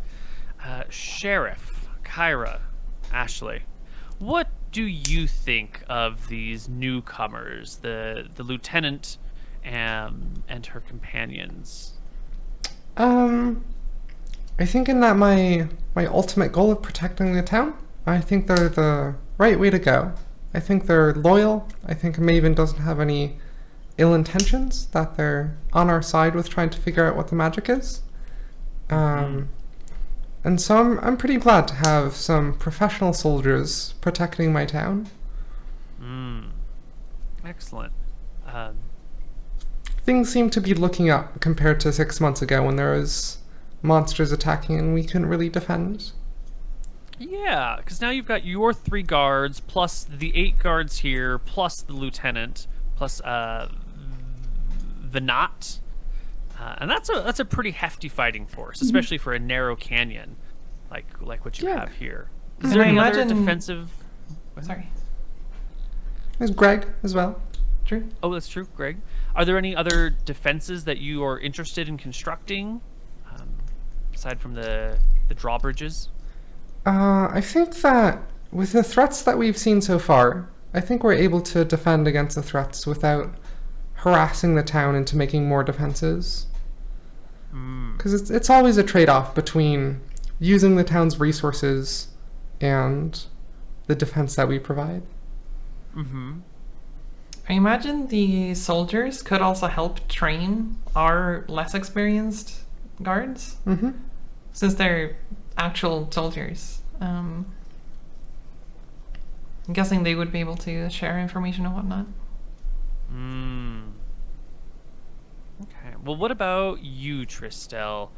How you feeling? You were kind of nice with Stuka. Everyone else was really, really weirded out, but you took the time to ask him questions and form a relationship, and you shared some of his wine. Does he weird you out as much? Yes, he weirds me out a lot, if not the most. My general thought process, I think, post Ipsum is very anti-conflict because of how close our shenanigans almost got us to death, and Pearl and I stolen. So definitely trying to cozy up to any threat instead of causing trouble. Is kind of my keep thought your process. enemies closer. Yeah. Do you have any plans on that front to get to know him better? Are we going to see Tristel visit Stuka by himself? Absolutely not. If we have to go there again, though, I am inclined to maybe bring some mead, because I don't know if he's had that in a while, and then some paint if I can procure it, because the tower is really creepy. It's so creepy. We were gonna establish paint trading. Yeah. Excellent. And Pearl. There a lot happened to you this session. What was the most difficult part for Pearl this session? Was it the getting dragged underwater not once but twice? Or was it probably the the water. necromancer? Going to the necromancer, I was sort of prepared because I knew what was coming, but napping in a boat and just peacefully sleeping for 50 minutes, and then all of a sudden you get pulled down underwater. It's not very fun. It's pretty shitty, I see. Yeah, so probably that. All right. Yep. And last question for all of our players here. If we had to bet on this, would you be betting on the side that Eva is a miracle formed by the magic that's happening here and truly brought back from the dead in a weird way, and actually herself? Or would we bet that there's some nefarious origin to Eva? I'm betting that she's definitely not human anymore, but I don't think she's evil. Yeah, I don't think she's evil either. I think it may be an anomaly. Yeah, not But a it- miracle, but an anomaly. It doesn't seem like it's Stuka that did it, at least. Because, if Stuka's thing is just hanging out in Northridge and just building towers and creatively using bones for stuff, then, seems like Stuka wouldn't do that. And also, why would Stuka resurrect someone and then just leave them in their grave? Yeah. Yeah, that would also imply that he doesn't know where we're from, and he keeps that he does know where we're from, and he keeps asking us where. So Yeah. Yeah. Yeah, I'm not sure. It feels like it could go either way. It's hard to tell with the magic and everything. But at least it doesn't seem like it's Stuka that did it. But Yeah. All right. I guess I wouldn't know enough about like if they could be a different creature, like a vampire or zombie or something. But Okay. I guess time will also tell to some extent, because I don't know if there's like the body decays after a while. So maybe like after a week, there's signs of, you know, mental degradation, and the body starts degrading as well. And yeah. Yeah, it could be temporary, Mm-hmm. Well, which we'll is have to really keep sad. We'll have to keep a lookout then. Mm-hmm. I think that will wrap us up for our session this week, and hopefully we will come back next week with some more Embers of the Wilds. All right. Yeah. Well, Neil. thank you. Oh, go for it. I'm guessing the answer is no, but I'm still curious, and I'm going to want to ask anyway. Have you played any more Outer Wilds? Oh, yeah. I have played some more Outer Wilds. I Ooh. played some back in January. Where did I go? I walked around the moon, and I talked to the guy on the moon again. I visited the weird thing with all the arms and legs that come out of it. Oh, I'm trying to remember the last time I played. I got so distracted with other stuff and travel and the real world again. I don't think I made any real progress. I just practiced flying and landing on things because it's a little bit hard. It Yeah, is hard. Yeah. Yeah. I fell into the sun again. That was Nice. fun. Oh, nice. I Congrats. keep aiming at stuff and then trying to figure out my trajectory and then being like, wait a minute. Oh no. Oh no. And then I can't fly away and then I die. Yeah. I haven't solved any of the questions I have, and I have so very many questions. Mm-hmm. That's okay. I have questions about Embers, Neil. We haven't solved it either. How the turntables. I'm sure you'll find the answers to the questions, if you just go looking for them, right? Yeah, They'll be there. it's not like we've been looking this entire time. Yeah. I mean, they're just down by the waterfall. We can just go there. We've discovered a lot. I feel like True, making contact with the elemental was a big one. Yes. We love her. We stand. We stand, Crystal. We stand Crystal. You've done a very good job of making friends of things that could have been potentially dangerous, you know? That's this campaign, kind of. Yeah. We tried. You almost made friends with bandits, and then, you had to pick one side, and you did. And you made friends with the Silver Dragon. You've sort of made friends with the local necromancer, the ranger from Kaela, and all the folks I'll back never there. ever forget Thraxus. Yeah. Rexes, yeah. Poor Thraxus. Yeah. Just dust in the wind. Oh, no.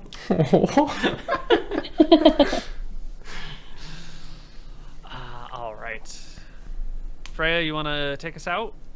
Oh, I don't know what else to add. I have there we go, button. That's Koibu's stream, in case you want to Wow. see what Neil, our DM, is up to on Twitch. What are you up to on Twitch? Oh, well, this week we started our gardening planning because we're going to do a bunch of gardening this year and that we finally have like ground and land in which to do things. Nice. And so we recently pulled up like a list of things that we want to plant and then when to plant them, when to start them inside because it's Colorado and last frost is like the middle of May. Well, early May actually. But it's kind of a pain. So we're figuring out what to start, when to start it, how far apart to put everything. And then later when the snow thaws and there's stuff to do, we'll set up actual gardening plots. We'll continue filling the 16 by 4 planter bed that we made earlier and sort of get into... I'm going to do a whole bunch of gardening streams in the spring, I hope. Nice. That's the plan. Yay. Thank you. That's what I'm up to. Neat. All right. Yeah, I think that's it. Thor was waking up, and so Thor usually goes every time he wakes up, and so he needs attention. Same. Big same. Anyway, okay, I'm probably gonna stick around for a few minutes after we cut out, so in case people have questions or whatever. But otherwise, thank you all so much for joining. It was fun, and and I will see you all next time. Bye. Bye.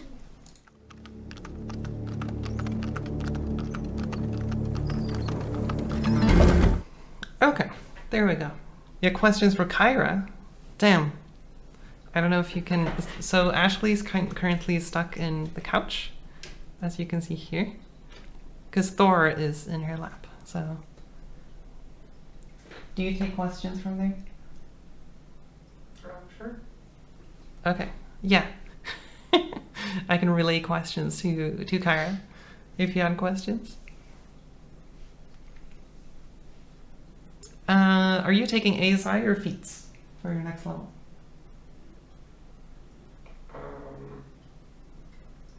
Haven't decided. Haven't decided. I feel like I'm probably gonna do ASI for my next one. Because 2 of my stats are like ready to be increased by 1.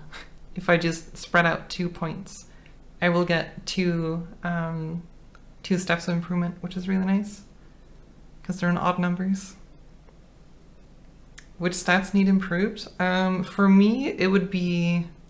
Well, it depends on like how far I want to go into certain directions. Like, do I want to try to counteract my downsides, or do I want to improve the things I'm good at? The biggest one for me is charisma, since that's my spellcasting modifier. So I'm thinking charisma and dexterity, because dexterity will give me AC, which is important. Yeah, so I'm thinking charisma and dexterity. ASI would probably be good for me. Yeah, that's what I'm thinking. Oh shit, I forgot.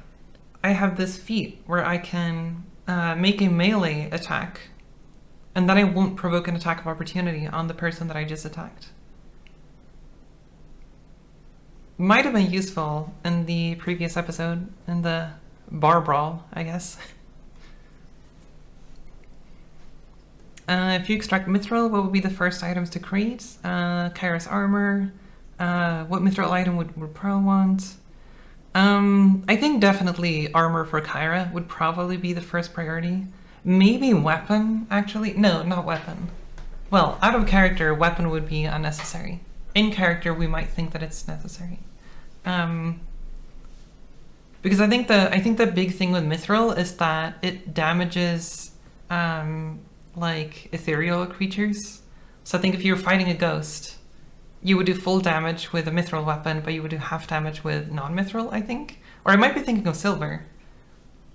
I might be, yeah, it's probably silver. I feel like there's something like that, but I forget which it is in the lore of D&D. But yeah, I feel like oh, silver is usually that weapon? Right. Okay. Yeah, it would be for like vampires, I think. But I don't know about ghosts or stuff like that.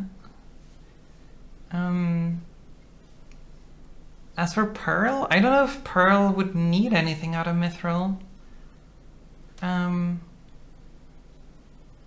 Because like the mithril itself doesn't really add much, right? Like my staff is just a staff, and it doesn't really... I wouldn't get any benefits out of making it out of mithril. Yeah.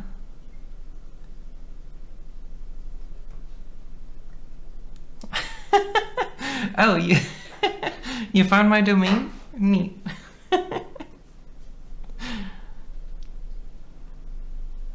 Hell yeah. Yeah, cat.k is the alternative URL for my website. I'm happy you found it.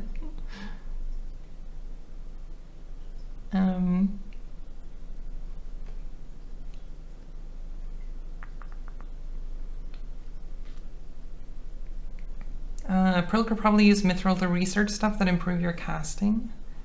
In what way? That's good for making magic items, but I'm not a smith, so I would know like nothing about that.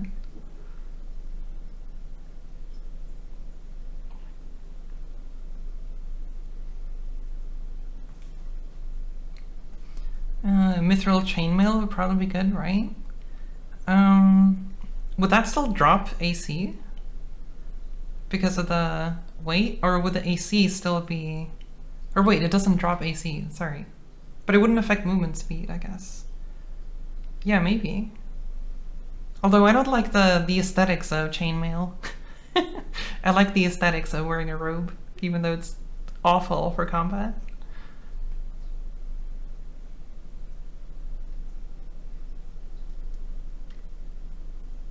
Mithril in 5e just removes disadvantage from stealth. Oh, gotcha. And the fact that it's lighter, right? Yeah.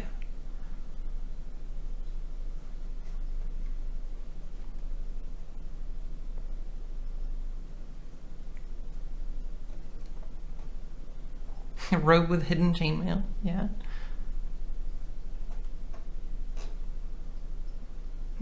Yeah, I guess I'd have to think about it. I feel like the thing is that like Khyra is always in the front lines, and so I feel like we should prioritize armoring Khyra up. Yeah. Because she's got the most throughput when it comes to health. So... Like right now, my build is sort of designed for me to be as far away as possible at all times and be unreachable. Like that's why I have the feat that I have. And I have my climbing speed, which makes it really easy for me to do that.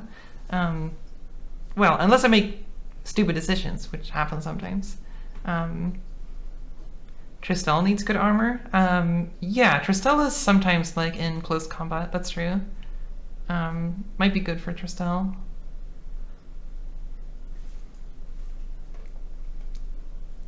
I don't know how long it would take to crate though. Usually armor crafting is slow. Yeah, I'm not sure. Maybe we can outsource it. Maybe some of Maven's people can help out.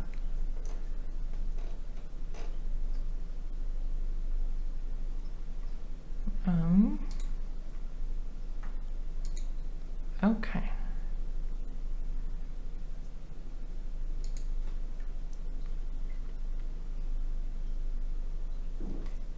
I think a good idea to defend the town is water gates around town that people can take canoes through. Maybe? I'm not sure what the gates would add, apart from being a hindrance, really.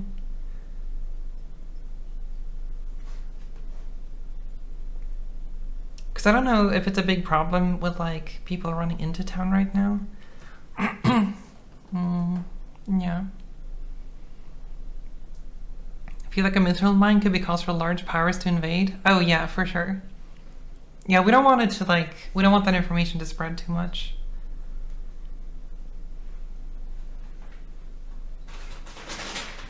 Yeah, don't we already have a weird situation where like even iron is really valuable, and we already have that in town.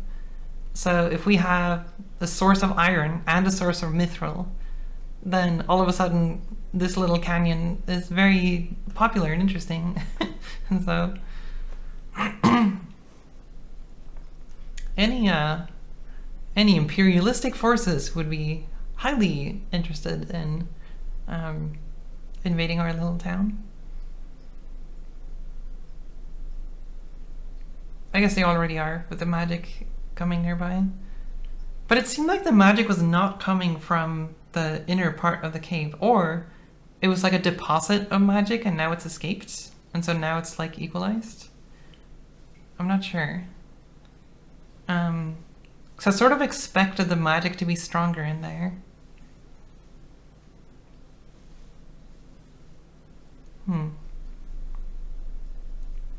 Yeah, Tristel did detect magic.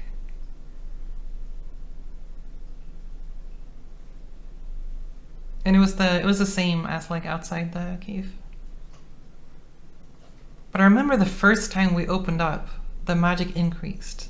Kind of like there was a wave of magic coming out of it, but then it kind of stopped.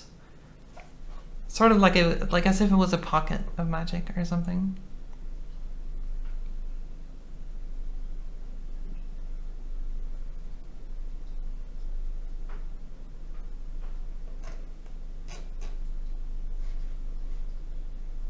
Yeah, I feel like the biggest issue is going to be like just reaching it, because now it's really difficult, and making your way through, what was it? about 100 meters of rock is going to take a long time.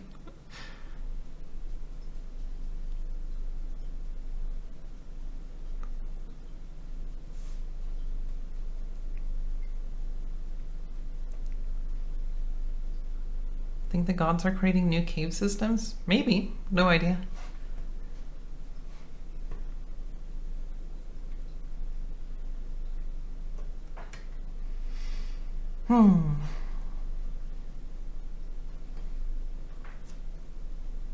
Maybe if unstable portals are opening up, they leave a lot of magic traces behind, but you couldn't detect them. Possibly, yeah. There's a lot of like theories, but it's hard to confirm stuff.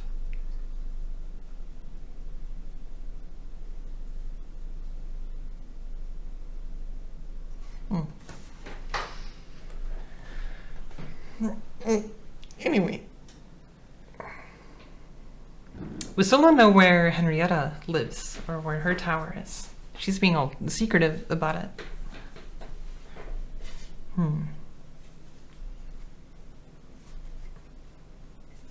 That's a big mystery. She's probably not got a Tower of Bones, I would guess. What's your next step on your path of exploration? What does the map look like right now? Oh, by the way, if any of you want to explore the map and the timeline, you can go to this website. You can scroll to zoom and click and drag left mouse button to pan. And you can pan and zoom both the timeline and the map in case you want to look around on your own. I should probably link that more often during the show in case people want to have it as a reference. Or at least I think it's nice to have as a reference.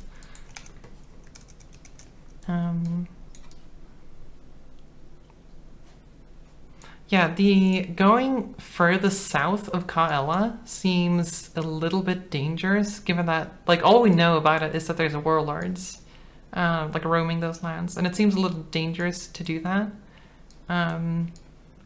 I feel like the next step of exploration would probably be going to Mount Carmine, like to the west of Trog Canyon. Wait, Freya. Yeah? I can totally just swim under the underground bit. What do you mean? The thing that the water elemental pushed us under? Yeah. I can totally just swim through it. Oh? If I'm doing my math right. Oh. So, you can, if I'm swimming, it's my con divided by 3 divided by 2. Okay. For number of minutes. Which is 1.5 minutes. Mm-hmm. Then, 100, oh, it's 100 yards, not 100 feet. Right. What if I do? Okay, and it'd be 2 minutes for me to swim through. Yeah. So, It's close. close. Yeah. Although, the current is going in that direction. How do I get back? Well, that's harder. Yeah. Yeah.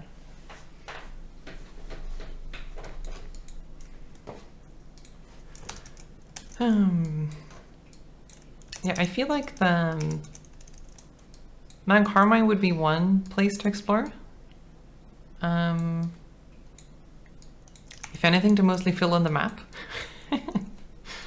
And Ipsum, I feel like we sort of have unfinished, or we don't really know the results in Ipsum. I feel like going back and seeing how things changed since we were there, I think would be interesting. To see if like there's actually any, like, did things work out as we were hoping, or did things go south? And like, is Maven truly a good leader, or did this just turn into a different type of shitty situation? So I think it might be good to go back to Ipsum at some point. In Fairport, we don't really know what is going on there, but I think we heard rumors that Sylvanas might be like being fed criminals, which is kind of goes against our attempts at rehabilitating criminals rather than feeding them to a dragon. So I guess that's one thing we could explore. And we could also go to Khyperia and see like what is the reason for their struggles they have there. It seems like it's a lot of like overpopulation in a very small area. Yeah.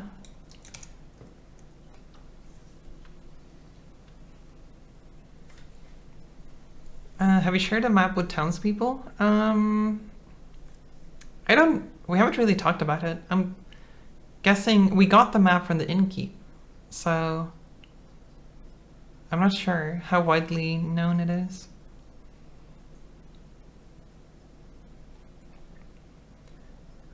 What do you think about blocking the cave river? It's not like the water for crystal would disappear, the flow would just come to a halt. I would be shallower.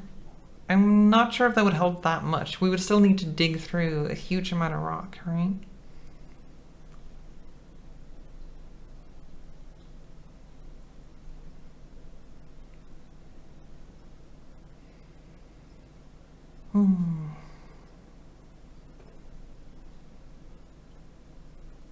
If Khyperia could expand off the island, it'd be great. Yeah. Although that seems tricky, because like it seems like all of their infrastructure is built around like people who are inside the walls are under legal protection and people who are outside are not. And so I don't know if they would have to like expand their walls or if it risks creating this like two-tier society where like all the poor people have to live outside of town, like on the warlord side, and I don't know, that seems not great. I don't know.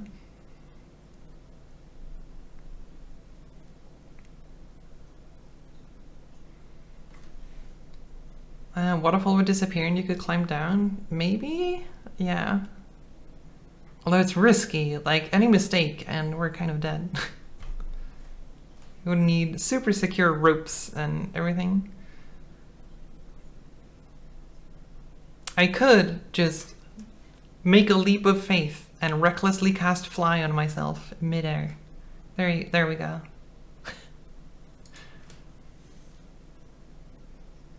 Any long-term plans for the expansion of Trog Canyon? I'm not sure. I mean, currently we're kind of accommodating everyone, I think. I think if we, because we were considering like taking in people from Khyperia at some point, although we kind of abandoned that idea. But if we take in more people, we'd probably need more accommodation and whatnot, right? So yeah, we might need to expand that at some point, like more places for people to live. But I'm not sure how that works that much, but is it a D8, D6, or D10 with D&D? In terms of like what dice you use, or you use many of them, all of them? Usually it's like a D4, D6, D8, D10, D12, D20. Above that, you do use a D100, but like a D30 is usually not a thing in D&D. Oh? Do you have the paper somewhere? No.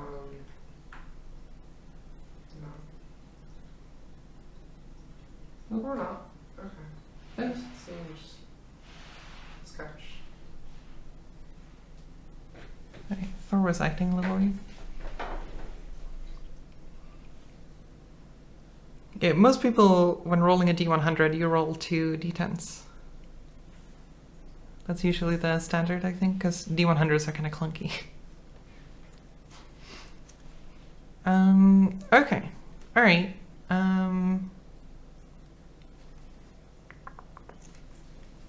Everyone who comes from Khyperia would have to be made sure they aren't sick. Yeah. Yeah, I imagine, like, I imagine Annabelle could maybe cure that? I don't know if she has the ability to cure diseases. or if that's just part of regular healing, or if it's a separate thing. Yeah, I'm not sure. How have you been? I've been pretty good. Recently met kittens, so life is good. Let me link you my kitten thread. Yeah, we're gonna adopt 2 little kittens in April. And we met them yesterday, so there you go, kitten thread.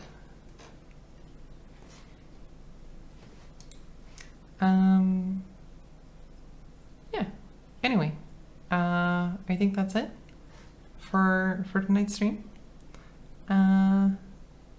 Thank you all so much for joining. As usual, I was going to press some buttons, but I don't have that when plugging the Stream Deck into my main computer, just my streaming computer, which I'm not using right now. I was going to link my stuff, but I can't do that now. But thank you all so much for joining. I will see you all next time.